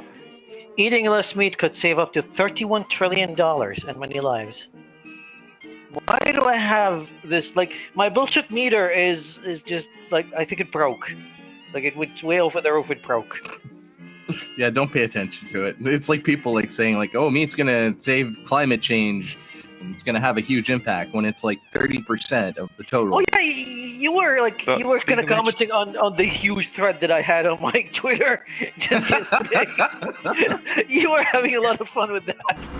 Okay, to put end to that argument, it's been studied very, very heavily by the Indian government, and what they came out with is being vegetarian allows you to take 1 international flight a year. You can't return though. $31 trillion by the year 2050. I'll walk to my damn burger joint, okay? Take that. What the fuck are those people supposed to do? Not eat and give the money to the government instead? I don't know. I mean, Vegan communist. Circle here. You were talking about like the China study, and to be honest, Yeah. I didn't read the China study in full. Like, my girlfriend pretty much is the one who read it, and she gave me a few pointers, and I read an excerpt of it, and it was just fucking bullshit. Can you enlighten me in details? Like, is there anything that I'm missing by not reading it? Well, there's the claim from the China study that the people in that area of China who seem to have this like all vegetarian diet, that they seem to have extended lifespans and they have less chances of cancer.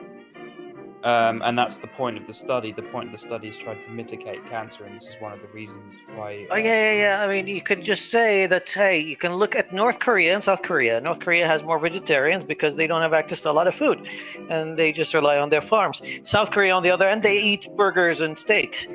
And if you check the health status or the healthcare status of both nations and how healthy the people are, I guess we can reach a conclusion that just having a vegetarian diet is not the be-all and end-all of everything, because even the way they're built, like South Koreans are taller and stronger by average. They're saying that it's solely the diet that does it, but like they're not counting into the factors of their lifestyle and what else they do. Breeding. Sexually. If you want to see something that's worse than veganism, look up raw food. Sturkle, I have a quick question about this Chinese study. Where was the sample taken for the control group against the vegetarians, i.e. the meat eaters? Because if it's taken from China and they took it from the capital city, because that's a nice convenient location to take them from, They did it in a rural area. And then they're studying vegetarians in the rural area. Surely the vegetarians are going to be healthier because there's a damn sight less pollution around there. It's also true. I mean, like, there's a lot of factors in there that the China study has been debunked by a few people, a few skeptics, but not many. But the China study is always the thing that like vegans will like cite as their golden standard. And I looked into it for 30 minutes, and that's all it took me to realize that it is misrepresented to hell and back. First of all, it's cherry-picked as hell from the data set that they have. And the sample size of 100 that is taken from different counties all around China is way too small. And they also took the same sort of... there's something to do with rats in it as well. I can't remember exactly. It's been a while. But they tried to replicate the study of how these people had less cancer within rats, and they replicated it. I mean, if you want to go with, let's say, meat eaters, why didn't they do the study in New Zealand where you had good quality meats farming? Mm-hmm. I wonder. Maybe, what you're just saying maybe, is, they have an agenda. So, guys, let me get this straight. What you're saying is, the alt-right and vegans use the same level of research in their papers. Maybe, yeah. I mean, yeah. I'm not saying it, but it seems to be the case from the data that I am looking at. Correlation of one is causation, and therefore equivalency. Yeah, that's pretty much. That's pretty much the thing that you can use to debunk it, is the correlation causation argument. Well, no, I was using the correlation causation argument to say that the alt-right arguments about race IQ, I know there's one study which is entirely fraudulent, and now I know about one study which is entirely fraudulent in veganism, so therefore they must make the same caliber of arguments. Fair enough. I'm not using the argument to disprove something, I'm using the argument to make my argument in the fallacy. Yeah, I know, but what I'm saying is that the way you could debunk the China study is by using the causation correlation thing. No, I just look at the way the whole thing was constructed, and it's like the way sample size too small and it's cherry picked. That's it. I mean, just would they start like when you show all the data, when you look at all the data that they did not present in their conclusion, you're like, wait a minute, why are you ignoring some of the health problems that the vegetarians and vegans in China did have? Why are you ignoring that? Okay, so yeah. Why are you ignoring the fact that their bodies are built like when they measured like the median size, like you know how tall people are and everything, and it's always like the meat eaters had better and stronger builds. So yeah, it says here that the China study examines the relationship between the consumption of animal products, including dairy, and chronic illnesses such as coronary heart disease, diabetes, breast cancer, prostate cancer, and bowel cancer. The authors conclude that the people who eat a whole food, plant-based vegan diet avoiding all animal products, including beef, pork, poultry, fish, eggs, cheese, and milk, and reduce their intake of processed foods and refined carbohydrates will escape, reduce, or reverse the development of numerous diseases. They write that eating foods that contain any cholesterol above 0 mg is unhealthy. Zero And you know, here's the thing. From what I had, from the interactions that I had yesterday, people were kind of surprised why I am so angry and kind of hostile against some of the vegans out there, because I am okay. If you want to have a dietary choice, if it's your dietary choice, it's up to you. Once you start having dogmatic beliefs around your cult and start shaming and demonizing other people because they eat meat, and don't tell me that there hasn't been a lot of people that hate meat eaters. Look at Banana Girl, for example. She advocated for killing meat eaters, and she was like, yeah, this is for the good of humanity. And even in her video, she's like, well, I would be okay with killing my own family. This is the kind of people they're attracting now. But do you know what it sounds like? It sounds like the same sort of reverence that the religious had against atheists. Yep. Yeah. Yeah, people keep telling me like, yeah, you keep telling us that you're oppressed by the vegans, and I know it's not. I'm not being oppressed by the vegans. I never said that I was oppressed by the vegans. I'm saying that vegans fucking annoy me. It's like the little cultish idiots around the internet that and that are starting to get more and more, more influence. Let's say. Well, it seems more popularity. It seems like the way they get you to be a vegan is by having a massive Kafka trap. You know, they make you feel guilty for being someone who enjoys meat because it feels nice, and then they go, well, have you thought about this, and this, and this, and the way it's processed and everything, and they make you feel so guilty, and then you become a vegan out of fear. I turn to them and go, well, that's why I eat organic. They treat the animals well. Organic's another fad. I mean, hey, I would support them in a lot of ways. Organic. Before you say organic is a fad, in the United States, it's the only way we can actually guarantee quality in our products. It is literally the only way we have. And just the only way you can guarantee the use of BT Delta endotoxins. Well, here's the thing: if they were advocating for humane farming, I'm all for that. Sure, me too. Much better it's humane farming. Yeah. In order for you to have an organic, say, piece of meat, you actually have to monitor what it eats the whole way. The thing is, no. What I'm saying is that in order to have the seal of organic, you actually have to meet certain standards by the FDA. Sure, but I would argue in the grand scheme of things, organic food is immoral. What? Organic food is immoral. No, I heard no. I mean, yeah. One time He's insane. One time I was eating. I can support this because once I was eating this apple and I discovered that the apple was cheating on its wife. But let me finish why I'm saying that. The reason why I'm saying that is because of if you are growing organic and you have organic farms, they have to take up a lot more space versus the GMOs that you could use. You could have like a five. What Circle's saying is actually true. Unequivocally, GMO plants, they tend to high yields, and organic, they don't use the right pesticides, they do lower yields. Technically lower yields. So the thing with organic, as far as the seal goes, technically, you can both not and be a GMO. And there's nothing. And this isn't with the regulation. There's nothing in there that because you can actually be both a GMO and or not a GMO and label it not a GMO and label it as organic. Or you could just be organic and a GMO. My main thing is that there isn't enough space on the planet for everything to be organic. Well, I'm just saying. The only thing I want, unless you build massive story buildings that are hydroponic farms. Let's have moon farms. Moon farms. We've even got the title. Yeah, moon farms. That's how we'll sell them. The other thing Why with would we want to put a farm on I the don't moon? trust. Moon farms. We put the people in orbit and we have the farms on Earth, and then we forget to ship them the food because they're too poor to afford it. Yeah. Now the only thing with organic, I don't trust soap that's organic. I don't trust hair products that are organic. I don't like that. That's where I draw the line. I don't trust toilet paper that's organic.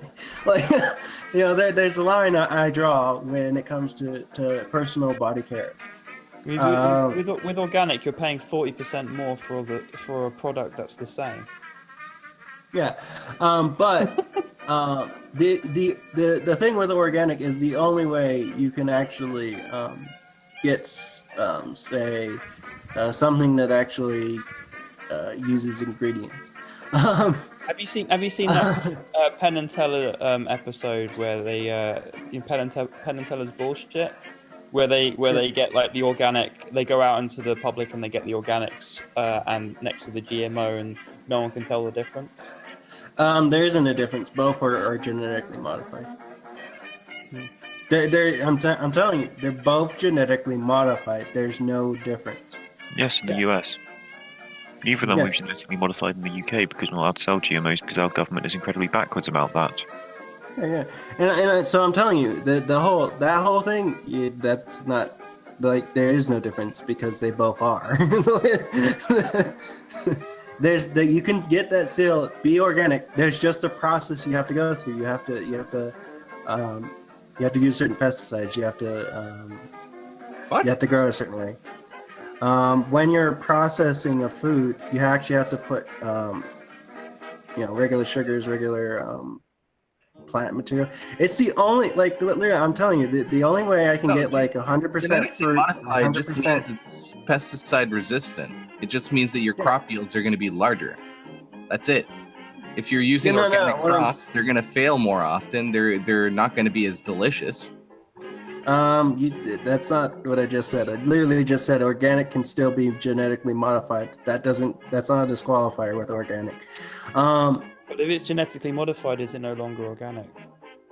No, because it's still technically organic entity. The organic process is simply how you take care of the product. Yeah, it's how you take care of it as it's growing. That's how you get the qualification of organic. It's how you process it. It's how you take. It's what goes into making it.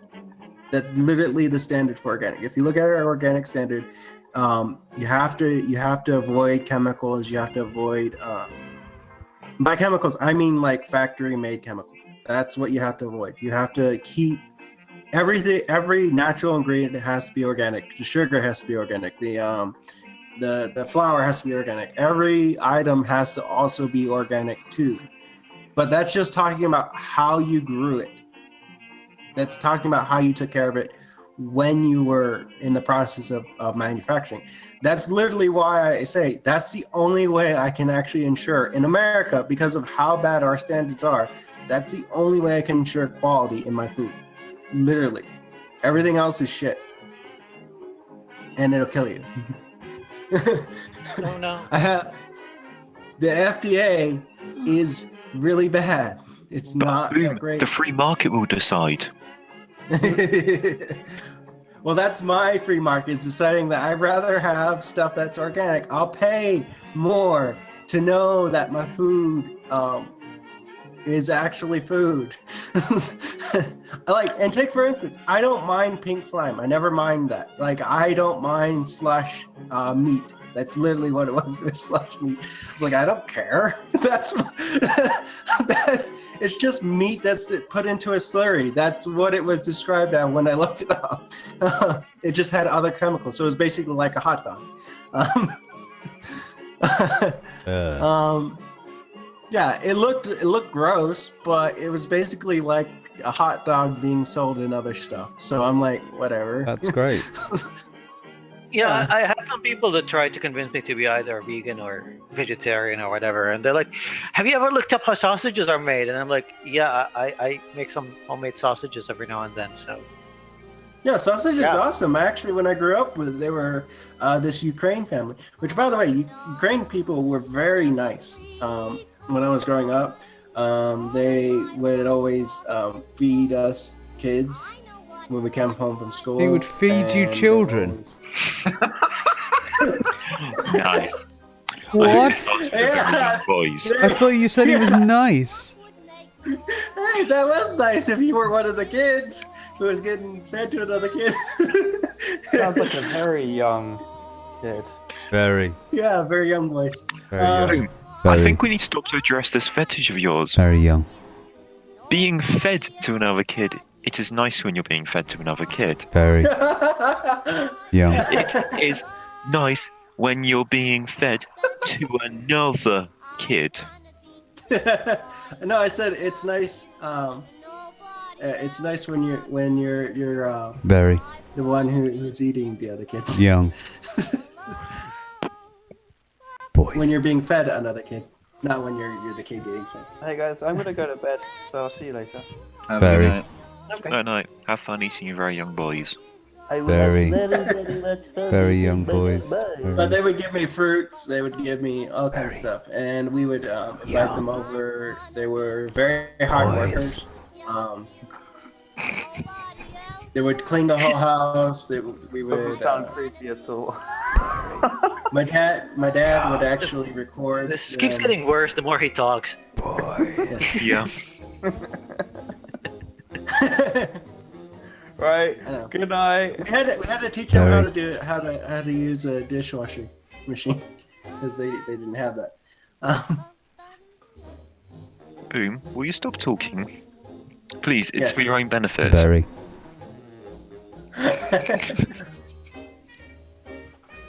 Young. Did you guys remember that episode from Seinfeld when they Boys. had a challenge like just to stop masturbating, all four of them?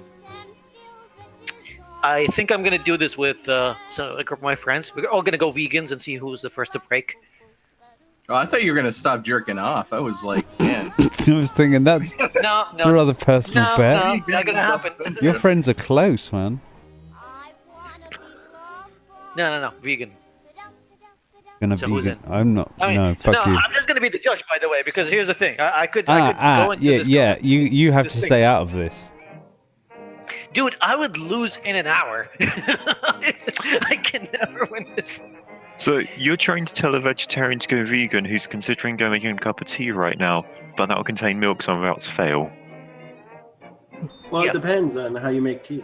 You don't have to make it with milk. What monster doesn't use dairy in their tea? I don't.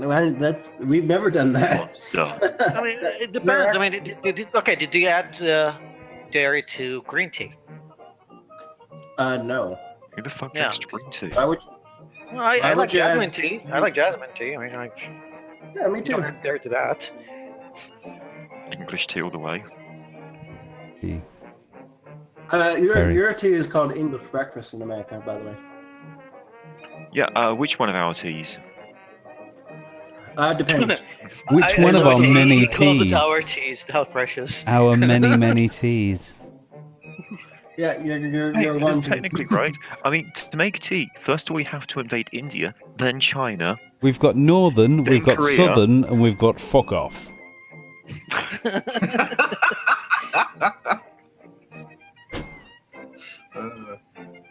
Those are our three types of tea.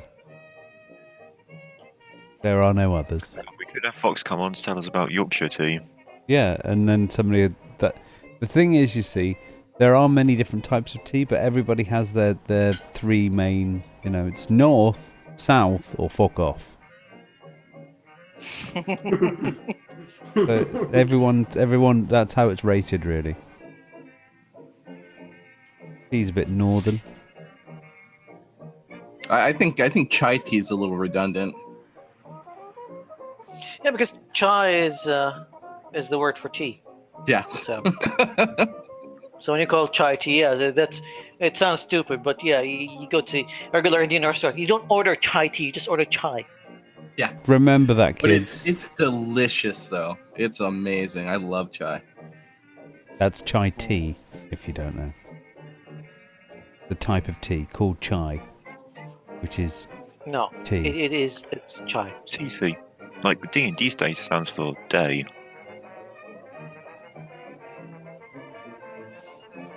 D-Day.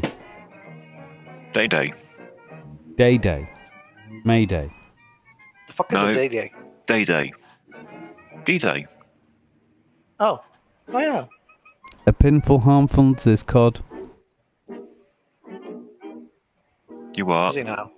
A pinful harmians is cod. That's Are you what's trying to coming through read the here. chat? I'm trying to read the chat here. Well, I mean, if he's cod, I mean, all you need is some chips and cod chips. And by the way, the pesticide, you're right, there is one pesticide that's used on say, vegetables.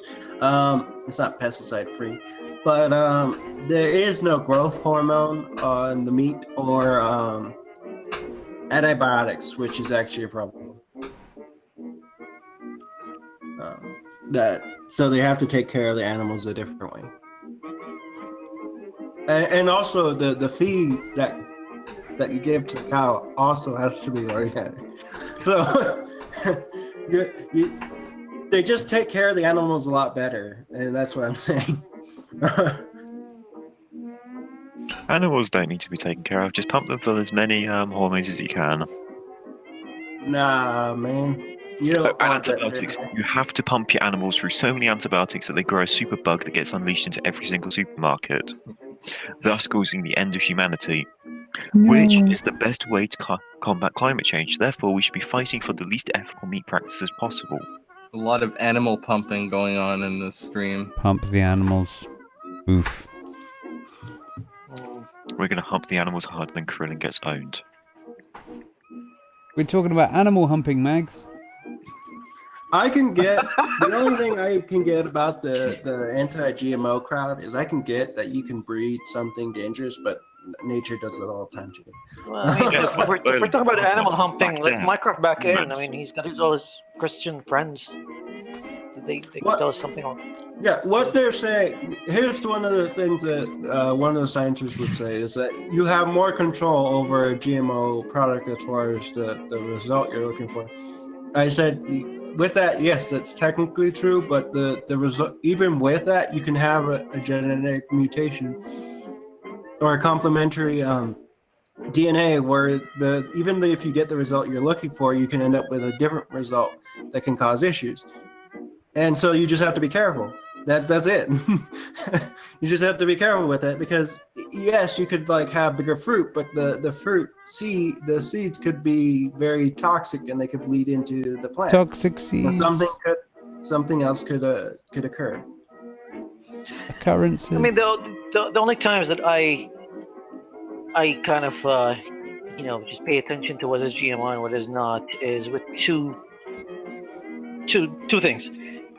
Tomatoes and onions, because the GMO stuff that we get in here usually is modified so it can withstand being exported from all over the world, and yeah, it's not as fresh. And when you get these two specific items, the flavor is kind of gone. So yeah, I would rather get something that is fresh rather than the GMO thing. And I get why the GMO stuff is available here. It's cheaper, that's for one. And second, it's because, we don't get enough fresh stuff. We don't have a lot of farms here. And the farms that we have are not even close to being enough to feeding the people here. But I'd rather get some fresh stuff. Can't they just eat sand? Well, I mean, They're we made tried, they're but for making the women. What? Because women are made from sand. No. Yeah. No. Man, like Adam was made from sand and mud, and there was a broken rib that they made women from. Somebody doesn't get the GTA reference. Fine. What? Wait. No. Fake God gamer. damn it. Fake gamer alert. I don't play GTA for the story anyway. What? There's a story in GTA. Yeah. Yes. Daka daka daka daka bang bang. Oh. Not key pedestrian. It's not drag the hooker into the back alley and murder her. But That is the story. That's part of the story. That's the whole message of the story. It's like a Shakespearean play in front of you. Like, you could go to the back alley. It's nice. I don't know where I'm going with this. I'm just trying. I was just gonna let you move on. About like games like Fallout or I think games we like should leave a beep to it. It's quite entertaining. well, games like Fallout, games like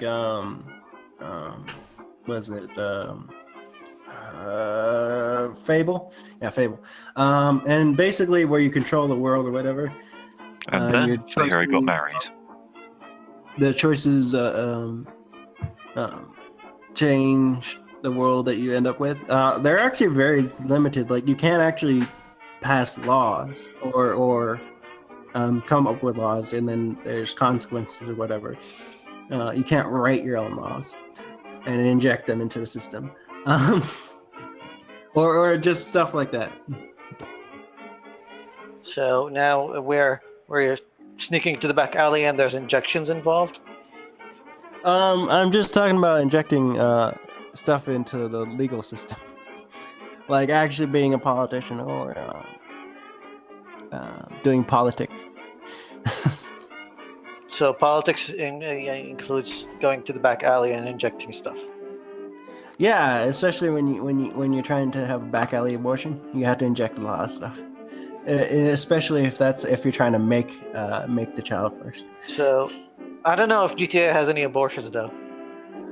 That's actually interesting that there wasn't any abortions in GTA or anything like that, or Can you imagine the outrage if there was? There was. Like his daughter has a freaking abortion. Jesus. I mean, in GTA 4 you could get into relationships. So what if they gave you the option to get your girlfriend pregnant and then get an abortion within the game? Did I just kill the chat? Or depending on who you were with, you could either pressure them into having an abortion, like you scare them into it, or they're like totally up for it anyways. Or what if they do it in The Sims though? Now there's a game. I mean, you could have babies and stuff. I mean, yeah. Why aren't abortions a thing? Yeah. Why aren't abortions? Why isn't dog abuse a thing? Why can't you kick the dog? You can kill the dog though. You throw the ball into the motorway.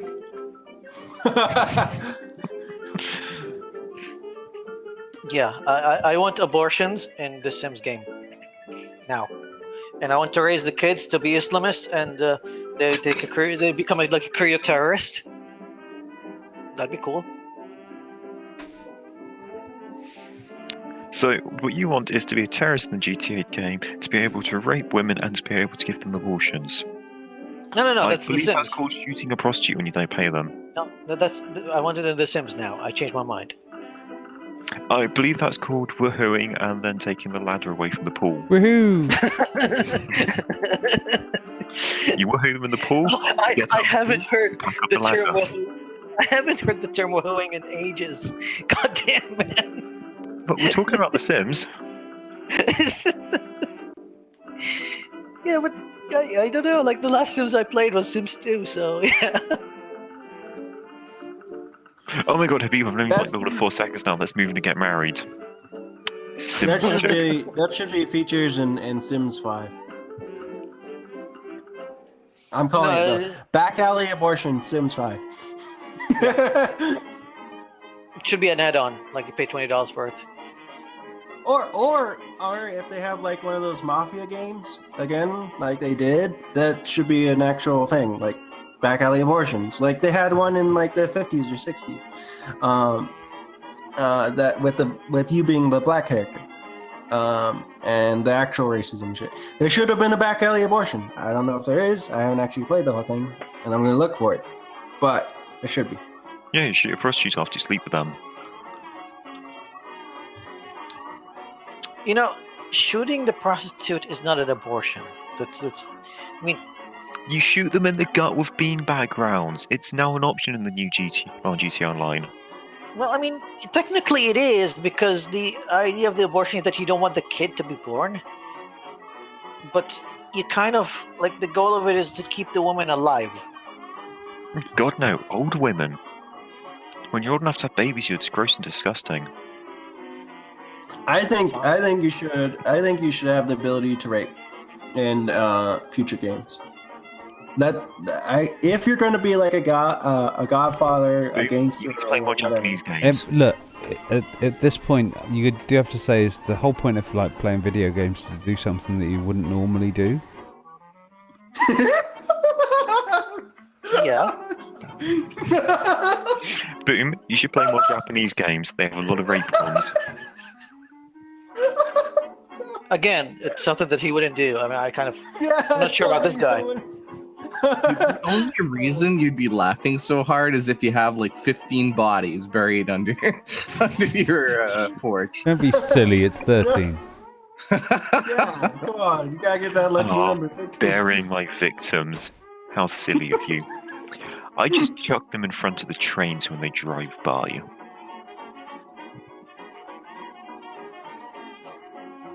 But yeah, the point of playing games is doing something you wouldn't normally do. So guys, fun fact, if you murder someone cleanly next to a train track and then you chuck them in front of the train, it disguises the fact you murdered them for a blunt object. Oh yeah. But you have to be quite quick about chucking them in front of the train after death. So I'd recommend owning a pickup truck. That's true.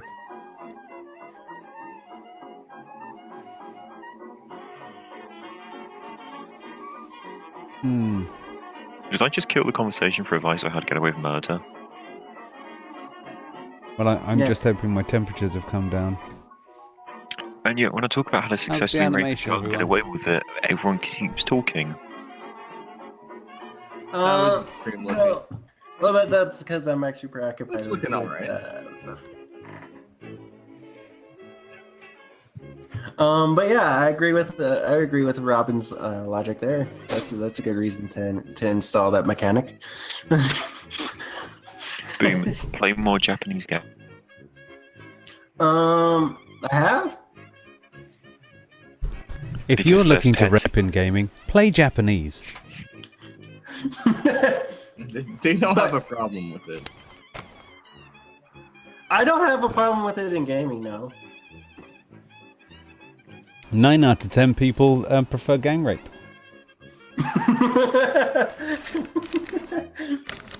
Wait, Robin, sorry, but I'm going to have to correct you. It's now 8 out of 10. The boyfriend's having second thoughts about it. Too late. Time up. He's next.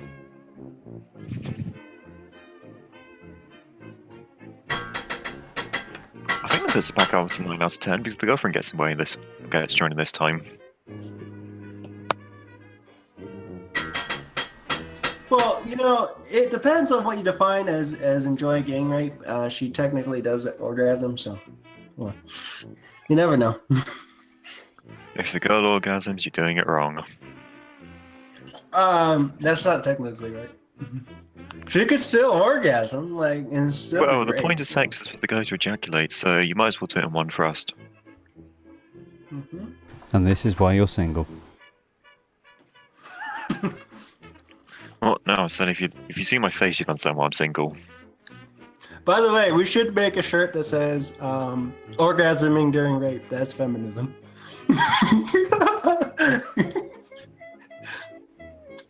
That's called feminism.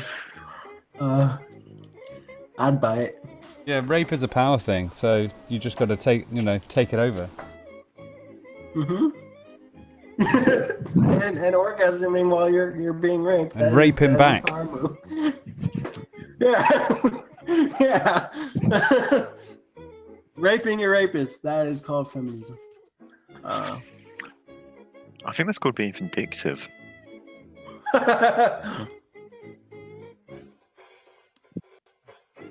But the moral of this story is, if you are being raped, rape them back. Mm-hmm. The best rape jokes are always told in about 20 years' time, when everyone's forgotten. Yeah. I thought that was accusations. They're mostly jokes. You know nobody rapes. It's all just made up by women to get money out of men. Yeah. Are you saying that rape is a joke? Yeah. Yeah. Are you saying that? It's hilarious. It's what they're wearing. That's why it happens. Hey, rape is a joke. It's a way of life. An adventure. What is it, like veganism? Yeah, but it's somewhat less political and down your throat. Is there like a video? Is there like a YouTube It's channel been out there written about called the Atheist Rapist? No, but there is a channel called Rape Gains.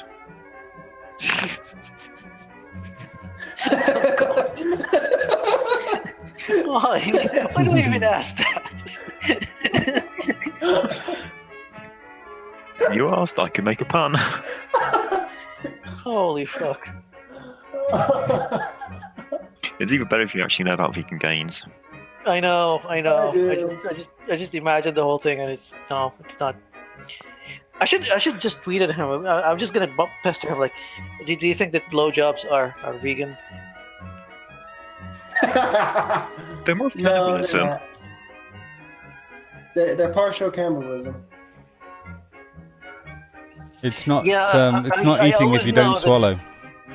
I always know that a vegan is losing their argument once they start going with the whole, oh yeah, but we get substance from cannibalism, why aren't we eating other humans? I had that argument thrown at me from every single vegan that I argued with. Because that actually can make you get mad cow disease. That's why. Well, it's like the argument doesn't make any sense at all. Yeah, it does. And The argument is pretty simple.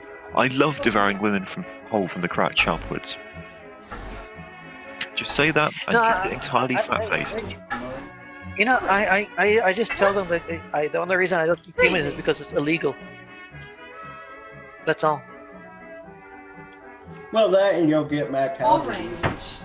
Actually, I think that'll. No, I can deal with the disease. I mean, I know you cure the meat the right way, and there should be ways you can avoid it, but the legality of it is a bit of a line mine to navigate through. So I just prefer. The other issue is that you don't want to be the person on someone else's plate. Yeah, I mean, yeah, it's like, instead of going like, what are we eating today? Like, who are we eating today? Like, society is not going to be the same. It's going to be complicated. Well, I tend not to eat people because I'm awfully lazy and a lot of people are fat. And do you realise how much fat people weigh to lift them up to the counter? And skinny people tend to run too fast and I'm too lazy to run after them. So it really is a lose-lose situation.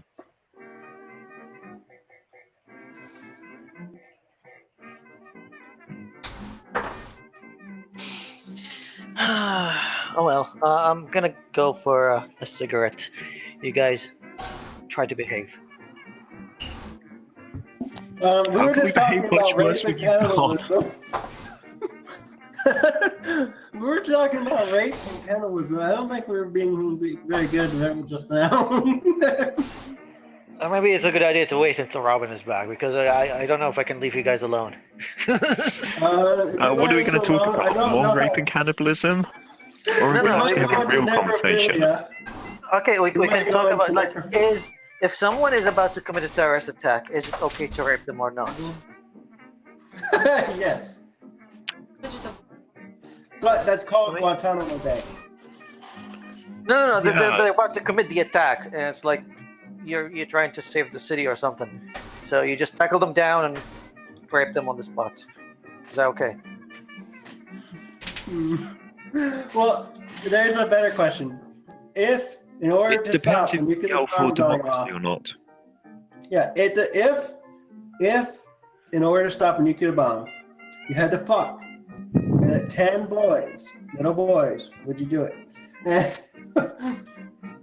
I would do Where it the before a nuclear nuclear bomb bomb. No, I mean, yeah, it depends what the nuclear bomb is aimed at. Well, it's aimed at a major city. We don't know which one though. Man, who cares? I know of him. You're in a major city. I'm in a major city, Who and cares? there's a nuclear bomb, and I have to fuck a bunch of boys. Yeah. Or little girls. Whatever your preference is. I'm not going to discriminate. My preferences don't go with little. They go with what? They don't go with little. Like, depends on what kind of little you're talking about. Are you talking about like? Boone, there's a problem with your argument here. What? There's about 800 major cities on the planet. So That's Habib true. has a 2 in 800 chance of caring. Those are pretty damn good odds. Yeah, I'd be like, yeah, look at the little girls or boys, and I'm like, yeah, am I gonna feel disgusted with myself afterwards? And if that's worth or not saving all these people in that major city that I don't know of. Well, it's a Tsar bomb that's going to be shut off. Who cares? Congratulations. Congratulations, Paris has been destroyed. How do you feel? It's not just Paris. It'd be like most of France. Yay! Congratulations, France has been destroyed. How do you feel? It's the French. Who cares? Exactly. Or if your city was it. Yeah, Dubai is gonna be destroyed. Yeah, I don't care. Not really. Wait. Dubai's going to be turned into a desert and a wasteland? Isn't it like that already? I mean, I'd have to put like the post-apocalypse here. I mean, I don't have to play Fallout anymore. Just be alright live. Yay. Yeah, the amount of tanks you have abandoned in the desert over there, which I hear are called Bugatti Land Cruisers, 12-wheeled Maseratis, and a 14-story Bentley. A 14-story kinda have all- Bentley. Yes. A Bentley that has 14 Bentley. stories. Yes. Bentley has a real estate company here, so that's. All right. By the way. And Bentley made a 14-story tall recreation of a classic Jeep. I think they're also Or an building exhibition the at world's largest merry-go-round here, which is gonna like now. Why? I don't know. They always like we have the largest and the biggest of everything here.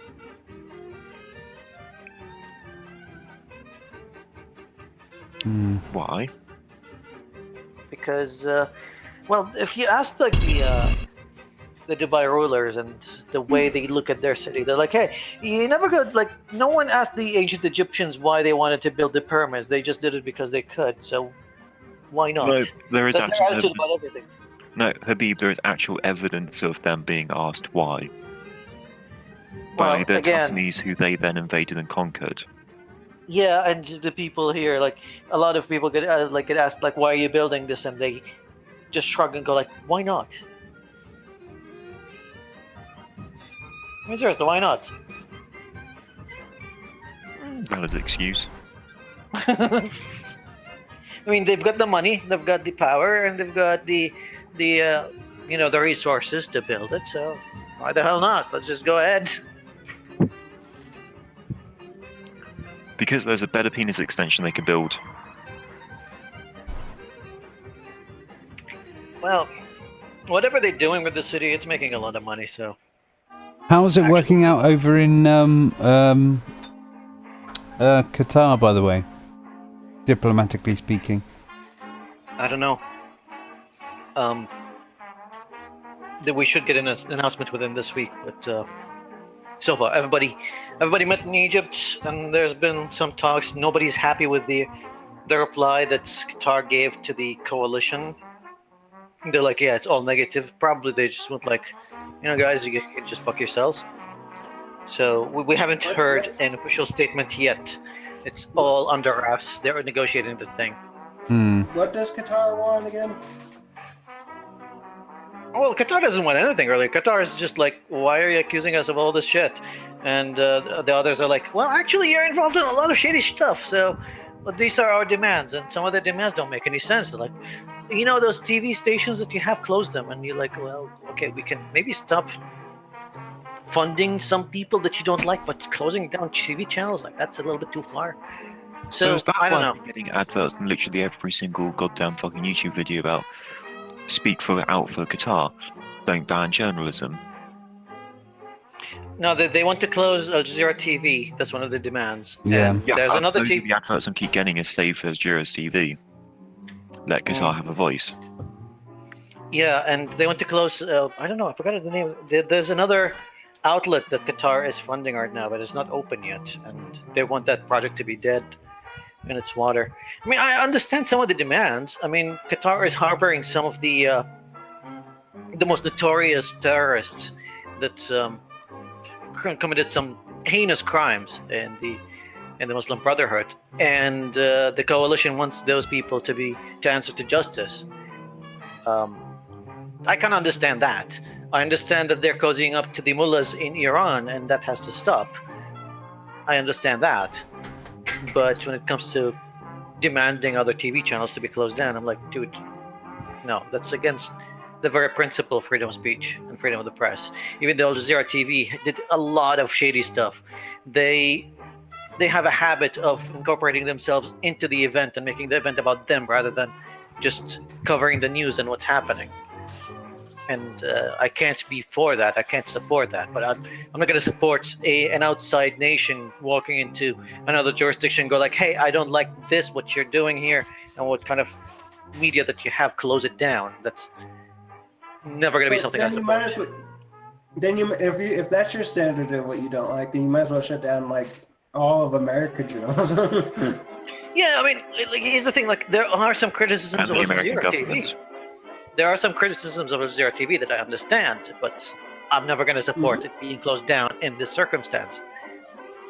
Al Jazeera is the only way I can learn about what's going on in America, for fuck's sake. Well, because you only watch Al Jazeera English. If you watch the Arabic one, it's reprehensible as all fuck. Boom. Read the Financial Times and the Independent. They're much more accurate. Somewhat. Financial Times, no. If it's the Times. Financial Times is quite good. They tend to bullet point world history as it's happening, and then talk about the money markets.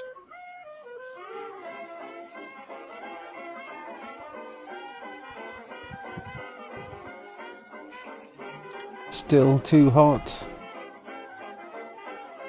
I don't know what's going on. I don't know. Anyway, I go for my cigarette. Yep. Yeah, sorry to everybody about this animation business.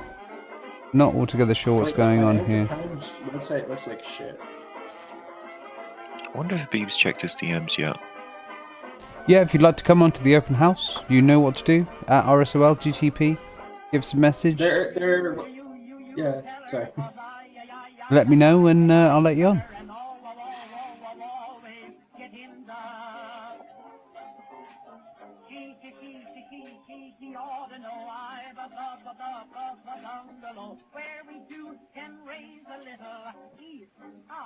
Yes.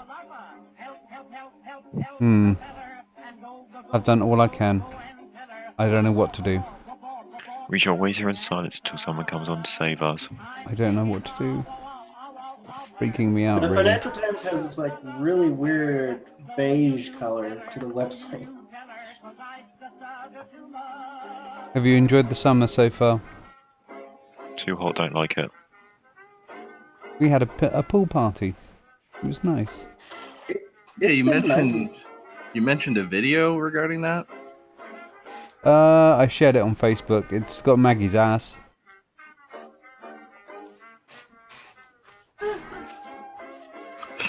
Maggie shows off her ass. You're laughing in the background. Yeah. She showed everybody her butt. Let me find it. Let's show it. Let's find Maggie's butt. Book face.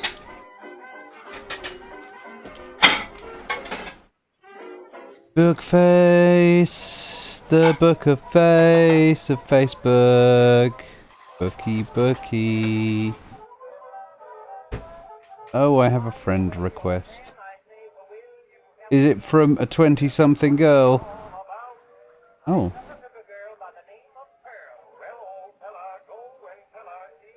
Eulina Carr? Who's that? Who's that? Why not? You know her, she wants to be my friend. Is that wise? She should be alright if we accept. Confirming request, Magda. On your head be it, young lady. You were friends when you lived in Poland. You don't like to go back to Poland, though. And she's contacted me on Messenger.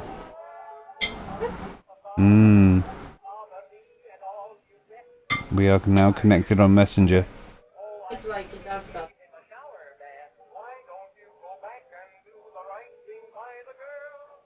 I don't know. Where? Facebook is cancer. There you go. There you no. go. There's the video. Now you can all see Maggie's ass.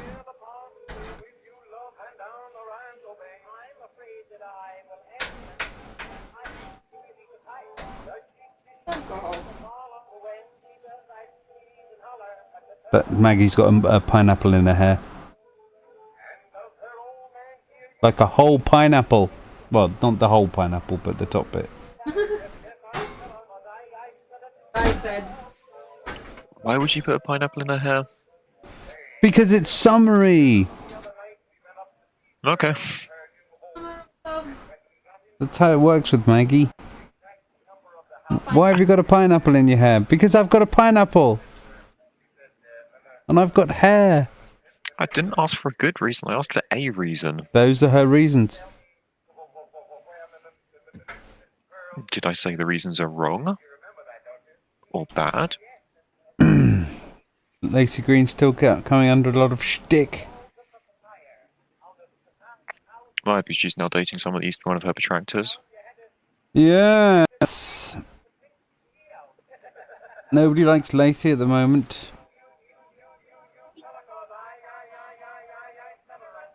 Somebody goes, never apologise, never get defensive. Well, I've kind of like distanced myself from that group that Culture war. Dogpile that other girl. What other girl? Dogpile. What? Well, the whole VidCon drama. Oh, Anita Sarkeesian. No, not that drama. The one that happened between Crazy Hair. What? Between Crazy Hair. Yeah. Who's Crazy Hair? She was an individual from Prince Edward Islands, Canada, who decided to attend to a party and socialize with people, and people didn't like it. At least that's my take. But other individuals have a different spin, that she was too outgoing and was invading people's safe space.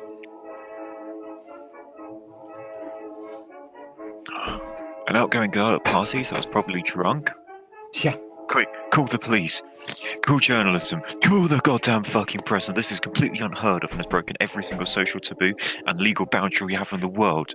I mean, drunk women being loud, boisterous, and a little bit obnoxious. Oh no. All the time. You can literally go into any single pub with at least one woman and probably find an example of that. Okay. I'm struggling with this. I've just showed you this thing from the Telegraph. Yeah. And it's showing the chilling moments before detonation. And you got this lady carrying a couple of quite little bags. And they don't even look like they've got much in them. And they've like highlighted the bag. Can we get a link to this? I just put the link in the side chat there. Oh, okay. It just seems like a really small bag. For the amount of explosive that apparently went off. He's holding a trigger, which he will pull seconds later. Take a look at that. I just can't see it. Unless she's actually secretly a skinny girl, but the face says she isn't. Well, she's got 2 bags, which is a little weird, but she's got a kid, which leads me to believe that you need 2 bags because, like, diapers and shit.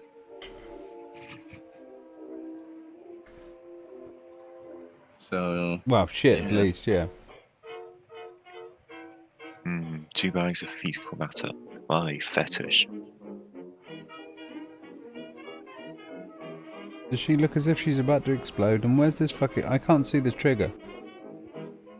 Well, she looks like a mom that's you know, very warm, just due to the insane heat that's probably over there.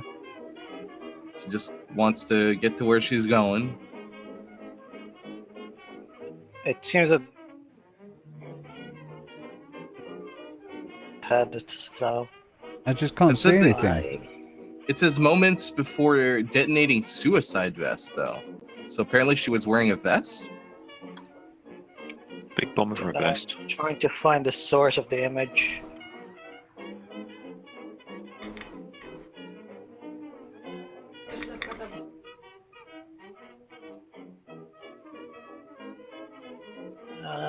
No.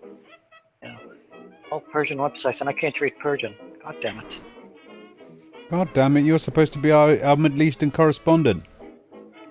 But I can't read Persian, god damn it, man. So the trigger's supposed to be in her hand.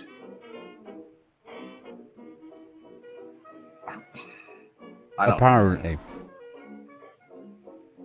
Side chat, let's see what you can come up with. Suicide bombing. Take your kid with you. There you go, guys. Have a look at that. Fill your boots. Yeah, I mean, it could be true, but I need to dig into this.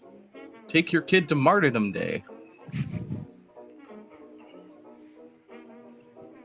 Yes, but if you martyr yourself holding a child, your kid won't get into heaven.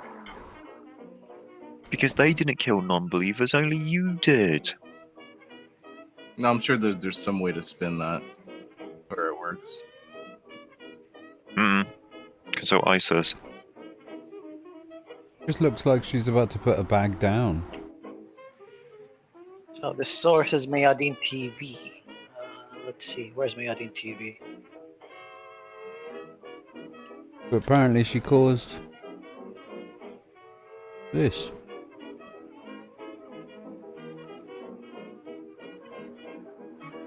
Seems a rather large explosion for a vest.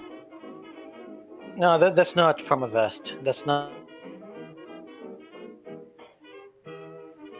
Oh, a picture shows a general view of the damage in the old city. It doesn't actually say specifically that explosion. So yeah, is all of that those sensational images. journalism? Yeah, all those images were published on The Independent a couple of days ago, with the final battle of Mosul.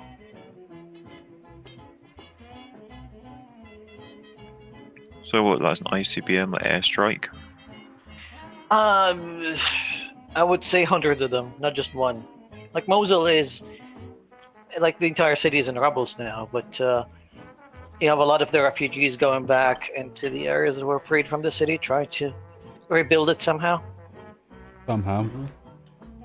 Well, it reminds me of New Orleans. Every year there's a hurricane. Oh boy, why am I moving there again? I don't know. So is New Orleans just a perpetual wasteland then? New Orleans is a marshland. Like the entire city is pretty much in the middle of a swamp. Why are you moving from one shit heap to a shit bog? Because crowfish, they pretty much when it comes to the American South, they have the best food around. So you want poop fish?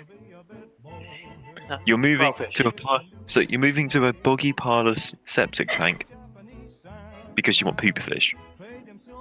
Crowfish, not poop fish. So it's whole. It lives in a swamp. It does no. The crowfish don't live in swamps. What's wrong with you? I love the fact that Crocodile. he's preparing to move to another country for the food. Yeah, here's the thing. Like I'm just gonna start there, and if I don't like it, I might move west, probably to Seattle or somewhere like that. And if the U.S. doesn't work in general for whatever reason, then just move up north to Canada.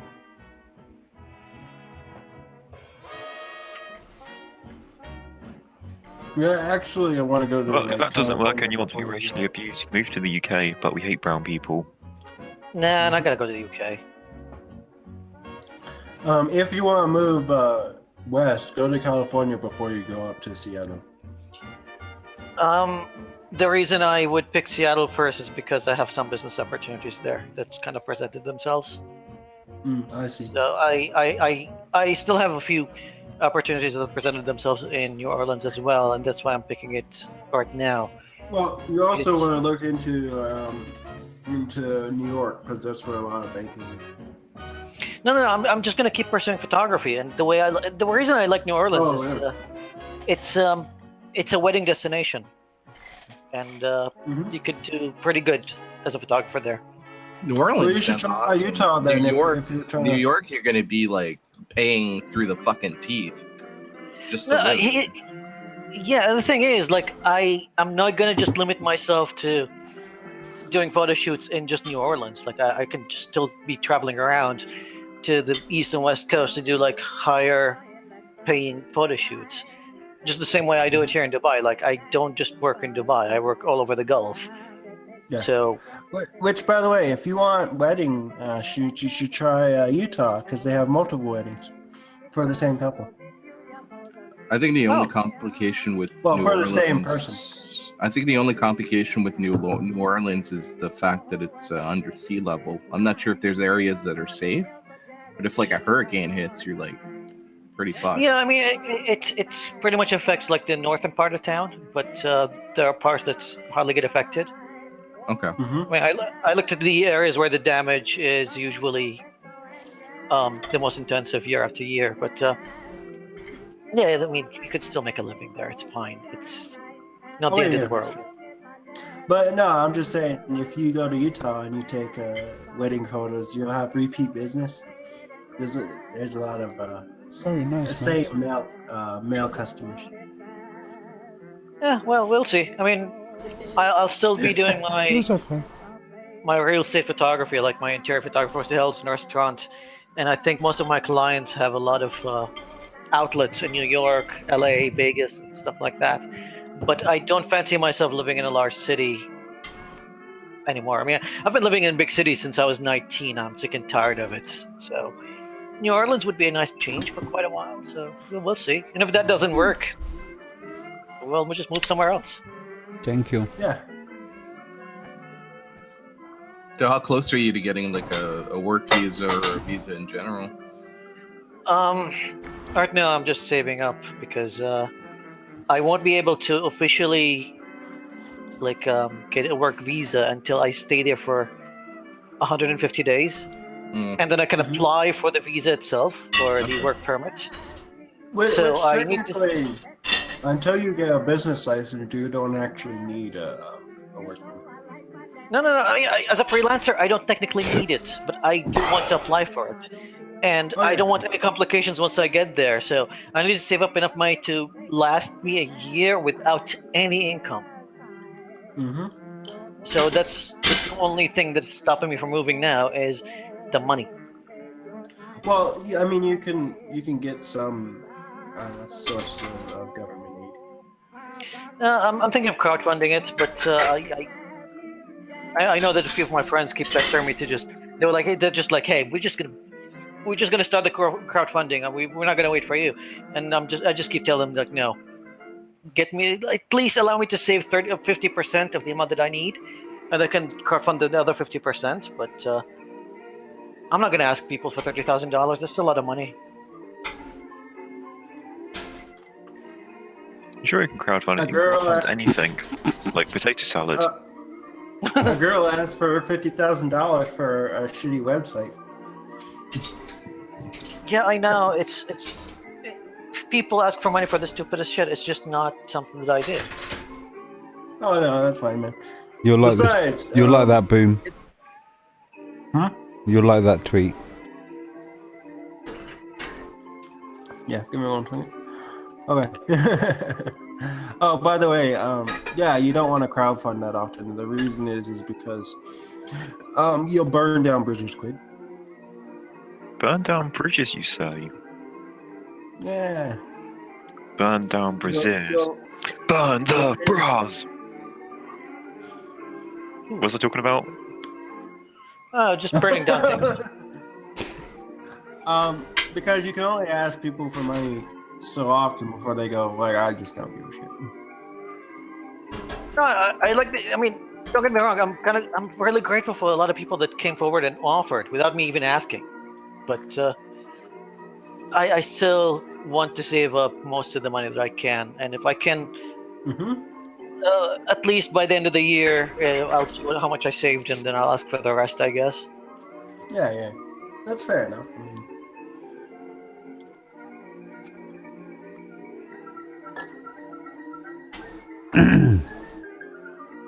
Yeah, New Orleans is going to be fun.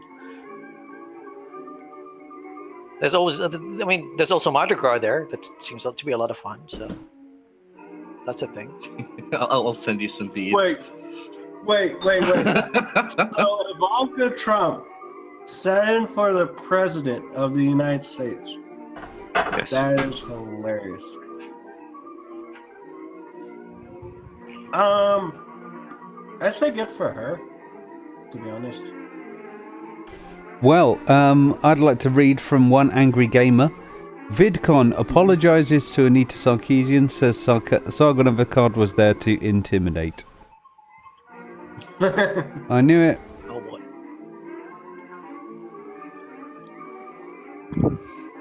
Oh boy. Of course that would happen. Of course that would happen. She actually goes in the game industry. She goes to gaming locations. That's why Anita's a problem. It's not simply that she's a talking head. She actually has influence. Yes, but she actually has influence because what she's talking about is actually a problem in the gaming industry, but she's monopolizing on it, supposed to trying to solve the issue because it's her business to think about the issue, not solve it. and she also makes up problems where they don't even exist. Yeah. No, I have. I'm Actually, vehemently opposed to like what her shtick is. However, I think you've taken her down already. Like if you look at her name in YouTube, like all you're gonna get is response videos. So what about the rest of the internet? YouTube isn't the entirety of the internet, and secondly, she still goes to talks. She still goes to the UK. She still goes, not the UK, the UN. It's not just that. Like, okay, if you're talking about just the gaming industry, I mean, she's all over the place. She's in E3. She's at GDC. She's at the VGAs. She's all over the place. Yeah. Yeah, she's also talks to politicians. She is an influential person. Like, yeah, I'm not doubting that she's an influential person. However, like, I'm still getting video games that I like. There's nothing that's been really curtailed to. No, I mean, here's the thing. Okay, when it comes to this one actually made a lot of sense though, because her and Jonathan McIntosh for quite a while actually led the thing of games with female leads are often shunned or had the female lead turned into male lead because of focus testing and as evidence in the script because of the way how the relationships and characters work. Because that's a bit of a weird way to treat a man. Oh, the script was originally written for a woman and they didn't find a way how to change this part of the story. Okay. Or the marketing budget, if the female lead does get through, is on average half or less than what the game is if it was the equivalent game with a male lead. Yeah, that's true. Well, Here's the thing. I mean, okay, when it comes to feminist critique of video games, you have the Anita Sarkeesian type of critique that most of the time is strawmans and nonsensical assertions that she makes about gaming. Yeah, they're complete And- non sequiturs, and she has absolutely no experience or knowledge in the field itself. But my point is, Or you have someone like Liana Kirsner, that actually, when she talks about games, she actually played those games. She knows what she's talking about, and even though I don't agree with a lot of things that she says, she's willing to talk about it. And she still gets attacked. Well, the actual issue with Anita's argument is that she doesn't actually base them upon any sort of research. Like, I have no problem with any of the claims she's making, but she's making claims without evidence. She's suggesting that the game that the culture, that the game makes the culture instead of the culture making the game. None of these points is what I'm arguing for. What I'm arguing is, at a certain point, if you're going to put somebody on blast this hard, and if they call you a piece of shit and a garbage human as a result of that, that's not that terrible. That's just people reacting to, having to deal with that on a day-to-day basis. You shouldn't be fucking Total surprised. Biscuit and Jim Sterling should be both banned from doing events like that. Huh? Yeah, well, Total Biscuit and Jim Sterling should be banned from doing events like that because they have both brought up gender issues in gaming. They have both lashed out at fans, and they have both had people actively go to panels which they've been running to actively intimidate and belittle them. And they are arguably two of the most influential people in PC gaming for the critical side. I have I mean, no hell, idea what you're talking about. Yeah, when Steam was actually doing some of their reviews and they're trying to revamp their entire platform, they invited Jim Sterling and Total Biscuit. But why are we getting on Total Biscuit and not? I'm talking about Anita Sarkeesian. No. I'm just like, I think it's a comparison. I'm drawing parallel because both those two, unlike Anita, have insulted people that had turned up to belittle them, intimidate them, or threaten them, or generally just be rude at a panel they were holding. And Anita was the politest one because Total Biscuit just turned around and said, "That prick told me to die of cancer, get him the fuck out of here." And Jim Sterling went on a 20-minute "you effing cunt" rant. To who? How does this relate to what Anita said to Sargon? It's basically the same thing. Because Anita was a lot politer about it and wasn't calling them a bunch of stupid fucking cunts that should go kill theirself. Okay. And blowing up when running a panel. What all three of them did was unprofessional. Anita was the most polite one out of the group. And if you're saying Anita should be banned for that, Jim Sterling, I never said that. should never be allowed to go to a show. My position was that Anita, in what she did, was understandable. Because she's gotten, her share of flack. And she probably still gets it on a day-to-day basis. Yeah. Is it understandable? Yes, I do understand it. Is it something that I agree with? No, it is not. Is it something that should be banned over? No. Is it something that VidCon should apologize for? No. She was the one who broke the rules. I'm sorry. They shouldn't.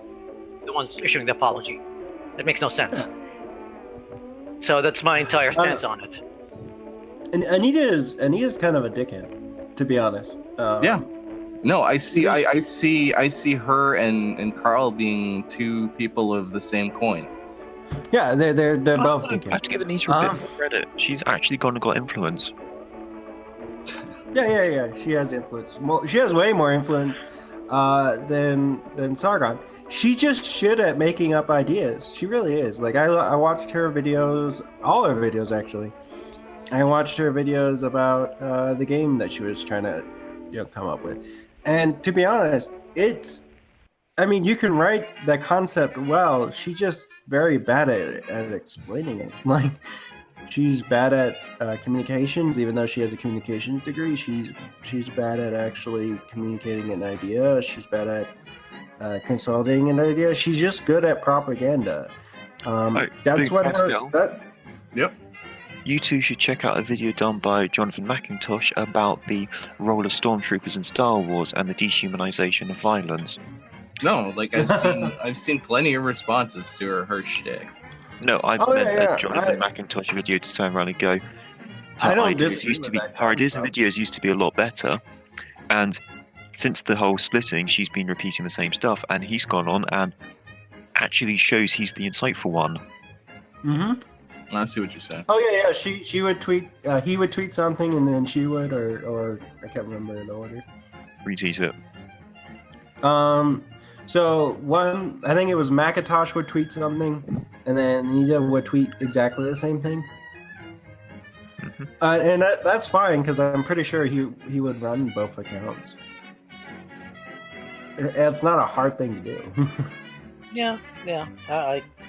We've seen a lot of evidence of, not evidence. I would say a lot of things that suggest that in the past. And I have no problem with that. I mean, if he runs the Twitters or whatever. I don't really care much. It's just when they present shitty arguments over and over again and they're being taken seriously for it, that's when I have a problem. Yeah. Which, by the way, there is like an issue with composition of characters or diversity of characters. That is an issue. It's a writing issue. We need better writers. Like for instance, I was watching this game that was called Found a New Phone or Found Phone, whatever. That Jacksepticeye was playing, and it was basically about this trans girl, and it would talk. The idea and the stuff that was going on around it was basically relaying she's trans, and bisexual. And you're basically going around, you're playing with the phone, you're doing all kinds of stuff. It's just like Sarah's phone or whatever in the concept. But it's written very well. It's written extraordinarily well. It's written way better than Gone Home was. Gone Home was very poorly written. There was a game I was watching on Jacksepticeye's channel that revolved around going through an entire house, and it was very imaginative. You lived through the memories. You would play the memories. You would see everything. It was very visual and stuff like that. And I'm like, there's nothing wrong with the concepts that these people are bringing forward. They just need to be written well.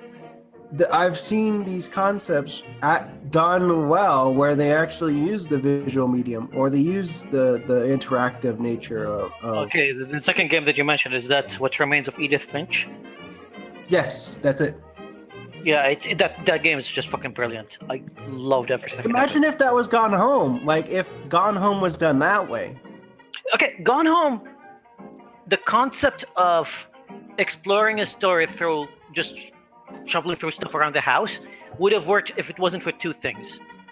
If it wasn't for the audio logs that made no sense, they just play in your head. If they just leave that off and you discover all these tidbits of information from just exploring the house, and if they had a good ending that is not so predictable. If the they ending had was also... Imagine if the end was like this. Imagine if the end you find the body of your sister. Yeah. That would just change the entire game for you. Like she committed suicide because she was so pressured. But yeah. Or even if you end it with a happy ending, for instance, a happy ending can be done well. Edith Finch ends with the daughter of the mother who died, who you were walking through the house. Spoiler alerts. Yeah, it's fine. I mean, I think Robin here even played that game, another walking simulator, The Vanishing of Ethan Carter. Yeah, I like that. There's nothing wrong with these games. There's nothing wrong with these games. I would have liked it done in a way that, say, Myst was done. And you go around in the environment, and then you teleport to other places, solve puzzles, whatever. It's gotta have. You can also tell the story well, but let me just be honest: the kid who is in Gone Home is a boring fucking kid. She's really fucking boring. And She's they're not very relatable. They're not relatable at all. That's the thing. Yeah. There's nothing to relate to there. Well, there's no there. There's no personalities. You don't really learn about the person. You don't really learn about any characteristics. About the trans person, you're basically reading a conversation they're having, real conversations, real awkward scenarios where the guy thought the girl wanted sex, but the guy was actually aggressive and abusive. And the girl didn't refuse the guy because she didn't know what to do. Which, by the way, off topic. But when Well, the girl James didn't Comey actively say said, no and physically attack him, so it wasn't rape. yeah, well, yeah, she didn't actually say no, but she didn't want it, Yeah. and she was scared. Guys, can I just buzz in here about what you seem to be complaining about is Gone Home was written with adequate writing and you wanted very good. It wasn't actually even adequate. It was very poor. Like, I couldn't. From what It's I've hard heard and to seen of it, it seems perfectly adequate for a relatively cheap game. No, it's not. No, I've It's a seen disappointment. adequate writing. And the thing is, like, okay, it's a big disappointment, not because just that. How many outlets gave it like the game of the year, best game ever? And you play it and it's not even adequate. It's not even mediocre. It's less than mediocre. Like, look, I actually know a lot of adequate stories. Like the Book of Mormon, I'm reading through that. That's an adequate story. That's all right. The Gone Home story is not that great. It doesn't really. Guys, we're incredibly spoiled when it comes to games at the moment. Mm-hmm. Yes, so? Last week on Steam, about I think it was 250 games were released. I was just playing a game called Banished. Doesn't mean it's I was any good. enjoying the. Yeah, I know, but I'm saying that Yeah. because of the amount of games being released, we're more likely to get the absolute hit out of the ballparks. Because when you're making more, you're bound to get more good ones eventually. No, I'm not against its existence. It can exist just fine. It's about the people that went all around. I mean, and we know why they gave it all those top ratings. It's all about the nepotism within the gaming media. It's the whole thing that Gamergate was all about. Game of the Year 2014, and the game is fucking bullshit. For crying out loud, I even Life is Strange, that cheesy, badly written game, is 10 times better than Gone Home. Yeah. Look, there's Life is nothing Strange wrong. had a cool concept about it. Yeah, well, like I said, there's nothing wrong with the concept of Gone Home. There's nothing wrong with even just doing the coming out story. Like, there's nothing wrong with that. But the girl it's based around is really fucking boring, and the story arc doesn't really tell you anything about the person. It doesn't tell you. Was there doesn't even give an you any arc? story. It's a straight line. There's no arc. Yeah. It just says, "Hey, I went on a date with a girl a couple times, and then she's leaving, and I can't." This doesn't tell me any of the day-to-day stuff. Yo, just put more detail into it. Put more work into it. It seems very lazily done.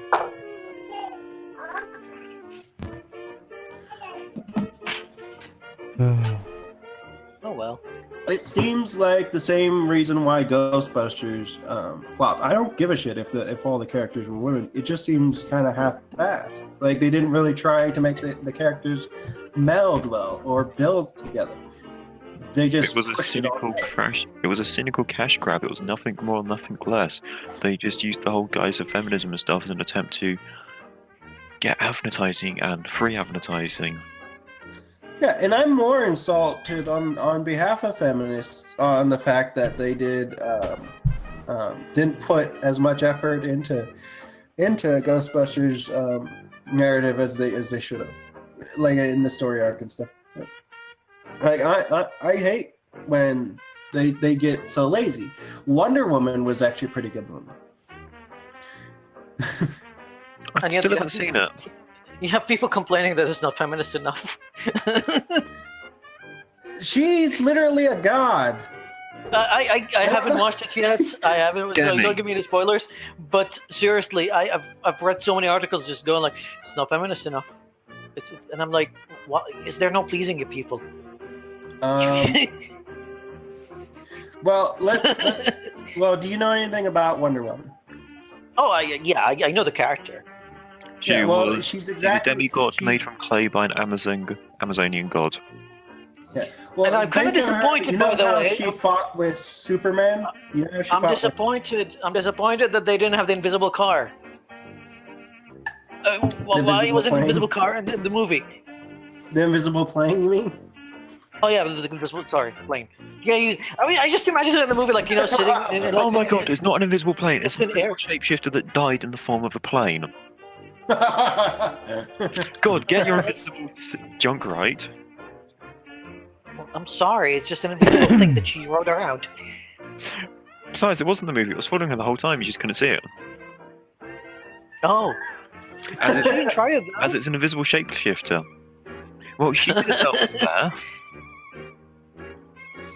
Well, they didn't really. I mean, I haven't seen any. I haven't seen the movie, so it might be there. I don't know. Just I would I want that say invisible plane. I'd say it's worth a watch. It's definitely worth a watch. Yeah, I was gonna watch it in the movie theaters, but yeah, I got lazy. I was so close to watching it, and I was standing in line to get my ticket, and I was kind of like, I don't want to watch a DC movie. Like the last few DC movies that I watched were just atrocious. And the couple in front of me, they were like, I hope this is just as good as Batman v Superman. And I'm like, I'm done. I'm just gonna go for a drink. Let me No, put I'm it- done. I'm just But done. let me frame it this way. You know how in the comic books Wonder Woman would actually fight Superman? Yeah. Think of it in that way. That's the Wonder Woman they went with. So Last of Truth, Kick Ass, and Hardest Takes no fucking shit from house no one. and then some. acts first, thinks later, kind of thing. Yeah. Very, So they've very essentially much like got that. the Wonder Woman from Justice League Abridged. She doesn't. Okay, have you seen the Transformer trailer with that girl who's like, "Don't you fight like a girl? Nope. You fight like a girl, don't you?" Yeah, I fight like a girl, don't you? That's the trailer from Transformers. Let's say not that type of feminism.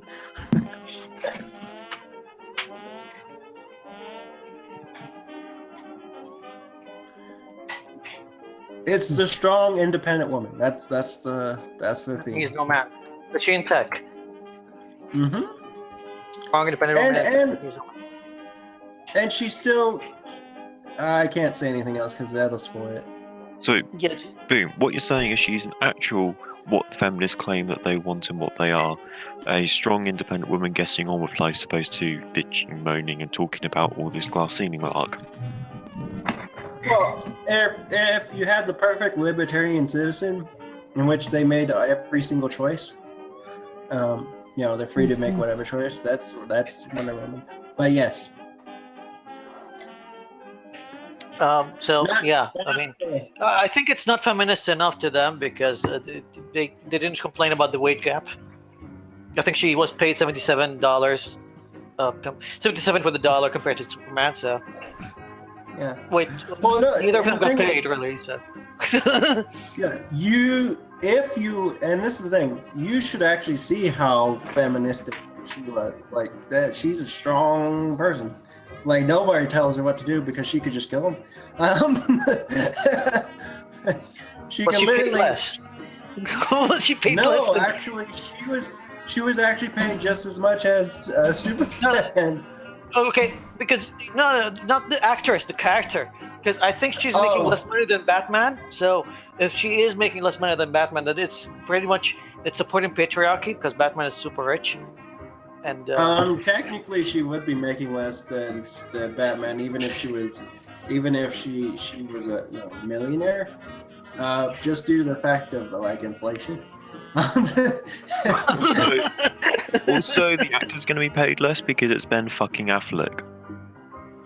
No. She actually got the same monies. Like that. She is a main actor too. Like she's not a B-roll God person. damn it! I'm trying to make the movie sound like less feminist. So. Yep. Um, I know that they're both So- main actors, but please remember Ben Affleck has a much longer career and a more celebrated one than her. And when it comes to the whole, the name is the draw, Ben Affleck could be a draw. Not so much. Science Channel goes, scientists have digitally reconstructed the face of a man who lived 500 years ago. And somebody goes, and of course, he's white. Somebody goes, yeah, dude, he's Irish. Yeah, the Irish did live a while. Don't be silly. Hey, The Irish are a new invention. They used to be black.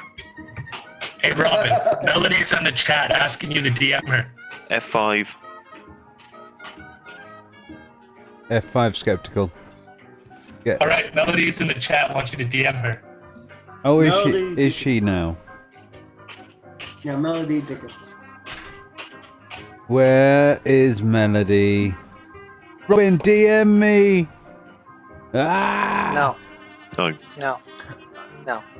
Let's put it this way: if Batman v Superman was ran this way, then it would be awesome. Melody.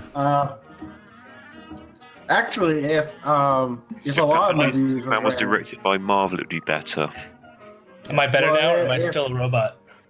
I know. No, you're still F5 for good measure. What I'm saying is, if a lot of the superhero movies was actually made the way Wonder Woman was made, there'd be a lot better superheroes. Your holiday. Yeah, I'll watch it once it's available on Netflix or something. I'm not in a hurry. Yeah, Mosel's fucked. All I'm saying, the reason why I'm trying to promote people to watch it is just due to the fact that you want to pay for movies that are actually worth it. So that way. I understand Just so that way. It's just that I hardly ever go to the movie theater. The last movie I watched was Drag 2. It was Batman v Superman, and that was a big disappointment. And it's only because it's only because of those. I want the actual directors, not the directors, the people who fund movies to actually see that as a viable movies. I don't know if I'm still glitching out or not. You sound fine, mate. Oh no, you're fine now. Ah, sweet. Because you were talking about people saying Wonder Woman wasn't feminist or not. I was looked up and I found a Slate article. And it seems like the biggest complaint of this author is that Wonder Woman was not lesbian enough, and that's why it's not feminist. So feminists have to be lesbians now? Yeah. Well, I Wait, think why would partly, she be a lesbian? according to the writer of this piece, I don't know, is that that there's a queer backstory to Wonder Woman, but I don't know if that's true. I know absolutely nothing about Wonder Woman. And so I guess their view was like, oh, because they sort of like made it more of like a different kind of romantic story and removed the queer backstory, that this is anti-feminist. But Well, technically, yes, and that's only due to the Amazonian part. Like, if you have only women on an island and they have fully functioning sexual organs, like somebody's gonna explore, what you have there. Like, And it will be the Phlebas. so I guess in the movie, though, it's purely a hetero relationship or something. Yeah, something like that. The relationship. Because they can't that possibly have the relationship between Athena and Nemesis being a purely aesthetical one, with no physical intimacy and barely an emotional connection. I don't think us modern audiences will understand something that the Greeks could write about and talk about so casually and easily. Well, I mean, here's the thing. I mean, okay, fine. I mean, in the history of Wonder Woman, yes, she had a few flings with the Amazonian woman. Nothing that's really I can remember that it was an actual relationship or anything like that. But anyone who even skimmed through some of the comics with Wonder Woman and the entirety of DC, they would know that the most popular relationship in all of DC is actually her relationship with Superman that lasted multiple volumes of comics. So no, she was not really widely known as being a lesbian, because her most famous relationship was with Superman. Well, the other thing too is it's there's nothing actually that says no, and there's nothing that says yes. As far as Wonder Woman would have considered it at the time, it's just it's an everything. So the idea of bringing it up, Hello, Melody. the idea of bringing it up is just kind of odd. People just want to complain, buddy. You know that. Yep. Okay, I've just got a couple of things to say. Sorry, Habib. Sorry. Yeah. Okay, so with Wonder Woman and stuff, the fact that you said invisible car triggered me to no end, because I spent a month writing a Wonder Woman comic. It was 24 pages long. It was an official standard length, and invisible car. What are you thinking? Okay, fine. What? I'm sorry. Is this some reference that I'm missing?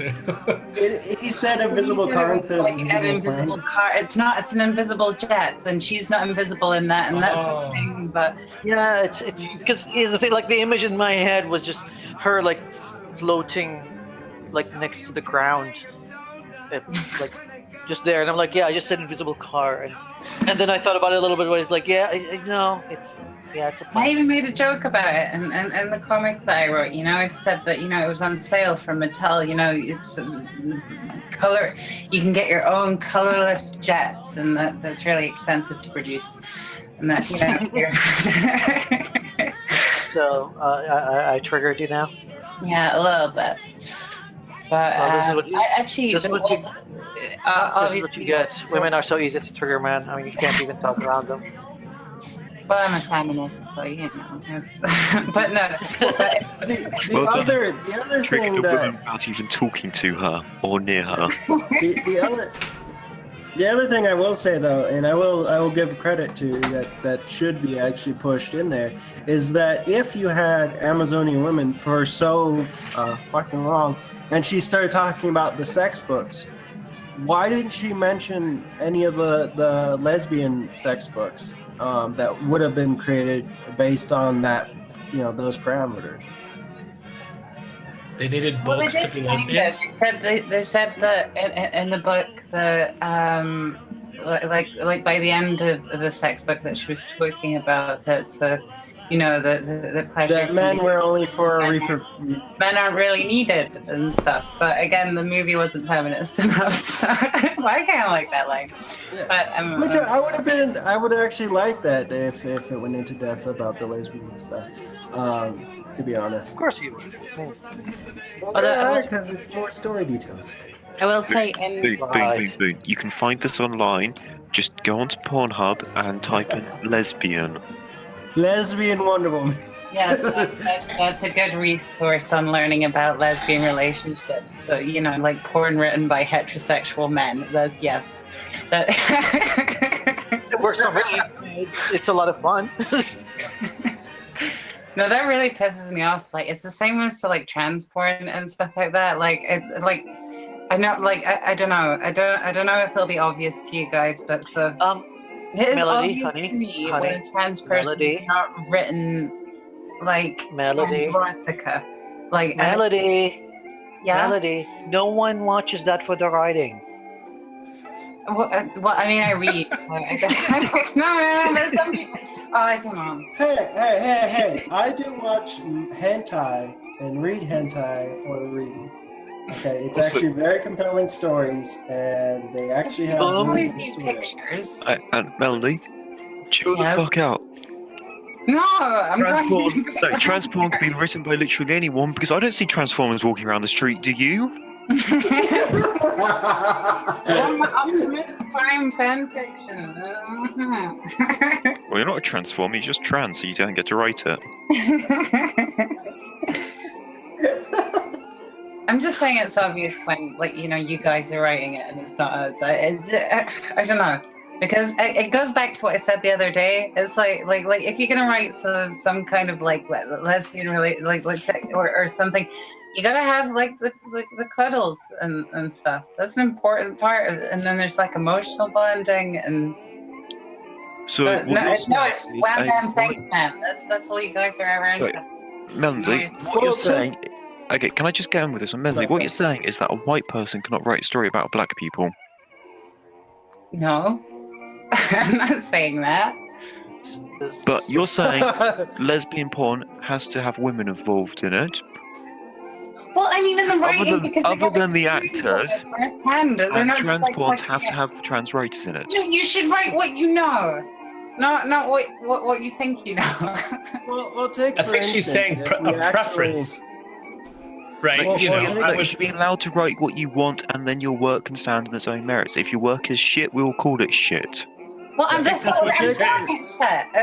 You might think it's good. Well, take. Hold on. I got something to prove Melody's point. Take, for instance, if you ever watch hentai and you ever watch how they try to impregnate the woman, or their cock goes into the womb, they always put it at the end of the vagina, but that's not where the cervix opening is. As a matter of fact, if you keep going, you're just going to reach the other O spot. The cervix opening is actually on top, and it points slightly down to the left. Okay, you get well, right. Do you honestly think hentai artists have had sex before? And it's often made by Japanese people, and correct me if I'm wrong, but Japanese glove sizes are considerably smaller than Western ones, to the point where I can't actually buy Japanese gloves of my size. Oh. Also, they're deficient in another part that men use to poke women with, so they have two of the main sources where they're unable to get He there. means toes. And with the narrower hips of the Japanese women, they're not as into fisting. So they can hardly reach up there and check. Also, I doubt these people have had sex in the first place. Well, they had sex with anime characters. But speaking of the Wonder Woman comic that I wrote, I do remember there's one part, and obviously there was trans people involved because so this is some narcissistic LGBT writing stories about themselves and their own like group and stuff. But anyway, I remember there's kind of one scene where there's a bunch of trans women that have been like kidnapped by essentially this group that's like trying to like convert them and stuff into like cis people. Like, don't judge me, okay? Like, I'm judging. Like, I'm judging a lot. the people that save you from the things that you're like scared of and fearful of. So that's what I did. But yeah. So basically, there's like this freight container, and all these trans women that are about to be taken off to this conversion center. Wonder Woman shows up in her invisible jet. Obviously, she beats up the bad guys. She opens it, and then she doesn't actually realize at this point, so like why they've been kidnapped. But then it becomes obvious that they're all so trans, and she was like, "You're all born male" and stuff. And then for a second, she's like judgmental, and then she thinks to herself, "But then again, I was made out of clay, so perhaps I shouldn't judge." 0 out of 10, not enough very young boys. Oh God, Oh, by the way, I had a petition. Now you can make this petition if you want. It's currently closed, but this petition, the way in which I framed it, now it's because I ran out of time. The way I was framing it was, why don't we launch on their YouTube channels, Marvel or the comic book, Marvel YouTube channels, short anime films. Showing homosexual characters that were homosexual in their own comic books, and just do market testing for the characters, and whoever's the best, which like whoever gets the most views or whatever, gets their own film. And and that was my idea. But in the petition that I linked is a wiki article that actually has a bunch of homosexual characters that already exist. It's huge. The universe for homosexual characters is actually quite large. Well, I mean, even in Sailor Moon, there was a lesbian couple. I think it was Saturn and Uranus. Uranus, but no. They were a lesbian couple, but in the Western version, they were just like, no. We can have 14-year-old girls in skimpy outfits, but lesbian couple, what? No, that's just we'll make them sisters or something. Melody, that was because it was dubbed by 4 kids. 4 kids could not have any suggestion towards sex or weapons. No, seriously, it was dubbed by 4 kids. Couple, they didn't do anything. There was no, it was Sailor Moon. It was implied because they're a couple. It's not implied. They weren't just. No. This is how 4 kids work. Either the story is about them wanting to date, and if they do end up dating, it's still put to the side. If they never date, they just become best friends. Yeah, but then what about Or it's hidden to one side to make them family or best friends, so it can't be implied. Or they're a married couple with children. That is how 4 kids do their animation. No, the adaptation into English. Tuxedo Mask and Sailor Moon, they had the thing, and that was okay. Yeah, that's like one of the only relationships they've ever done. I say someone should take. I say someone should take my petition who's more popular than I, and try to see if they can get more signatures than I did. I only got 9, and this is the thing. When I created this, sorry, I got 4. When I created this petition and I sent this out to people, this is when the hashtag was turning give Captain America a boyfriend. I literally sent it to the people who created that hashtag. Yeah, I'd be happy to share it. Just send it to me. Make sense. A boyfriend. He's from the 50s and was quite a normal lad, just a small one. Oh, well, I'm fine with whatever I'm artistic with. It's in the side chat, by the way. Okay. Send it to me on Twitter as well, just in case I lose it. I'll grab it from the side chat now, though. But speaking of gay people, okay, so like I was talking about this a couple of weeks ago on Twitter about Doctor Who and stuff, and I was like crossing off all the LGBT characters that have been in Doctor Who. So you've got Captain Jack Harkness. He's bisexual, well, kind of pan because there's aliens. Oh my god, he's not bisexual. He is a prolific man whore. If it moves, he will bed it. He's whatever Captain Kirk was, okay? Don't judge. He's trying to beat Captain Kirk because Captain Kirk just went for the green women. Well, maybe Captain Jack Harkness, if it has Kirk a pulse. That's the ultimate, No, Captain Jack Harkness, if it has a pulse, I will bed it. Melody, I need your Twitter. I don't actually know it. I think it's just Melody. I think Pulse is pretty much optional for that guy. Okay. So basically, you've got a bi character there. You've had many different lesbian characters, including Lizard Woman and her servant. Psychic thing. The potato guy was probably involved somehow. I'm not quite sure how that worked. No, it wasn't. You've also got Bill in the new series. Obviously, that was exploring a lesbian relationship as well. Bill's actually done quite well. And then with sort of trans sort of people, you've kind of got Missy and also the possible sort of regeneration, and they kind of went into that pretty well. I think just actually in the second last episode, I put this on Twitter as well. Basically, I think the Doctor admits that the Master was his first man crush.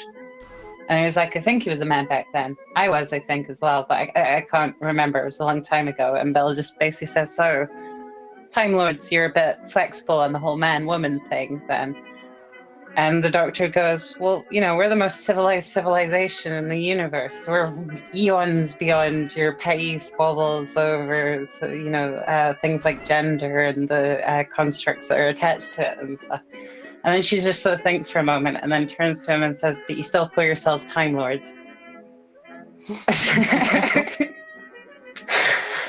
But so I think they've done all of those well, apart from a gay character. A gay guy. Dude, do you realise how taboo gay men are compared to everything else? But did you not they've never had a gay guy who's just a gay guy on Doctor Who. They had actually, they did. He was in In Torchwood, we had Jack Harkness as boyfriend, Jack Harkness as the prolific whore. But that's in Torchwood. That's not in Doctor. I'm talking about the main one made for mainstream all ages. There's no gay man, and that I don't know. No, the guy who's his boyfriend in Torchwood is also in Doctor Who. Yeah, no. Wasn't it? Have just He a wasn't established one-time as being gay then, though. Like one of the main characters in the main story arcs. Well, that's because they die. It's kind of hard to write them into Doctor Who when they die. Everyone dies in Doctor Who. It's fucking lethal. I mean, I bet there hasn't been an episode where nobody dies in Doctor Who for years. Which actually happens in. I'm saying Torchwood died. His boyfriend dies.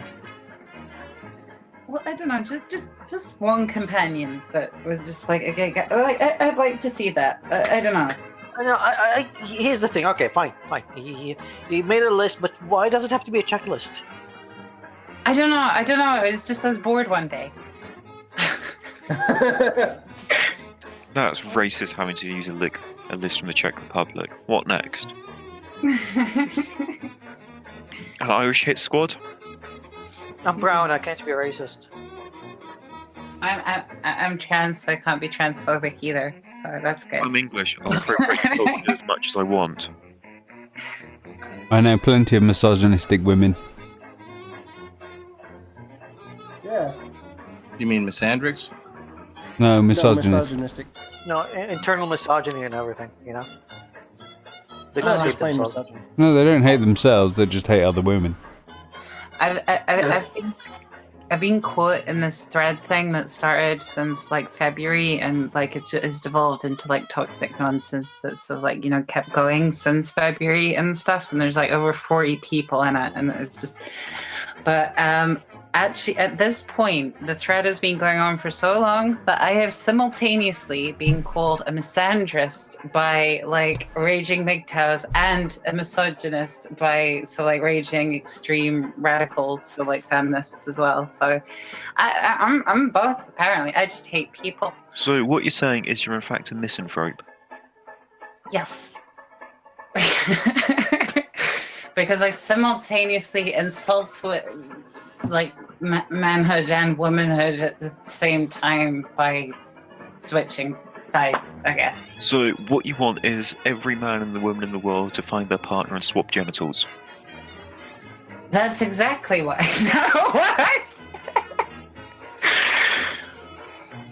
I think... How did you get to that? But by the way, I still need your Twitter, Melody. Oh, Melody Dickens. At Melody Dickens, is it the one where the blonde girl? Yep, that's the Rose. Labor. I just followed you. Did you see a follow? I'll follow you back. Okay. But yeah, well. Comics. Enjoy my animations. Enjoy my weeaboo nonsense. Yeah. No, like I said, the petition's actually closed. I think it's just because they ran out of time. But I don't mind relaunching the damn thing. It's just I didn't get that much support, even from the people who were launching that hashtag. Give Captain America a boyfriend. Even they didn't tweet it out and sign it. Well, I'll tweet it out. I'm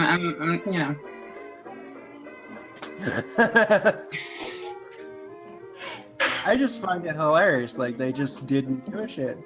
But on the condition that you share out my comics and my weeaboo nonsense and my free speech comic, which is somewhere there, and Twitter under all my platforms. Please don't sue me. Oh no, that's my Please Don't Sue Me series. I did Garfield, Dilbert, Daria, and another one that I can't remember. Oh, Charlie Brown. Well, Peanuts. But the Freeze Peach one, I think, freezing peaches, and someone asked me what I'm doing, and I'm like, everyone has the right to freeze peach. Frozen. No. Yeah. Bad I got pun. Like no. Actually, I think I got Bad pun. likes on that one. Evil pun. And I was just misappropriating dad humor and pissing off the dads of the world. That's right. You have to be an uncle before you're allowed to do stuff like that. As a dad, I approve, Melody, Yeah. so that's fine. Okay. Such jokes require the talent to be able to wiggle your ears. You still haven't followed me back though, Melody, so that's. What? I thought I had. I don't know if I can enjoy it. Why not? Actually, I don't. I'll follow you. We're in that sub chat thing. So. Oh, the baby hugging the donkey. Wait, what? You know what, guys? I'm gonna knock this on the head because I'm a bit tired and I feel like going to bed. You haven't even said much. I know I haven't. I've been really just wondering. You've had this lackluster stream. It's like it went choppy in the middle, and like nothing really happened. And then halfway through, it was like your words were literally, I don't know what to say, and then it just went silent for about 5 minutes. I'm not your monkey, Now you the know. chat's actually picked up. You're like, I'm here to provide a service. That's all. You are the best host ever, Robin. You make your own fun round here.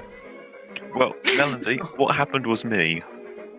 Plus, it keeps on overloading, and it's driving me nuts. I'm trying everything to try and keep this thing from not fucking up. Next week, do it from the fridge. Like, I don't know. Take out all the shells. Don't know. And just set up the computer in there. I know. Get parked it just needs to cool off, I feel. My processor, it's ridiculous. It's thermal throttling at like 50%. Mental. Can we have Magda on the stream next week?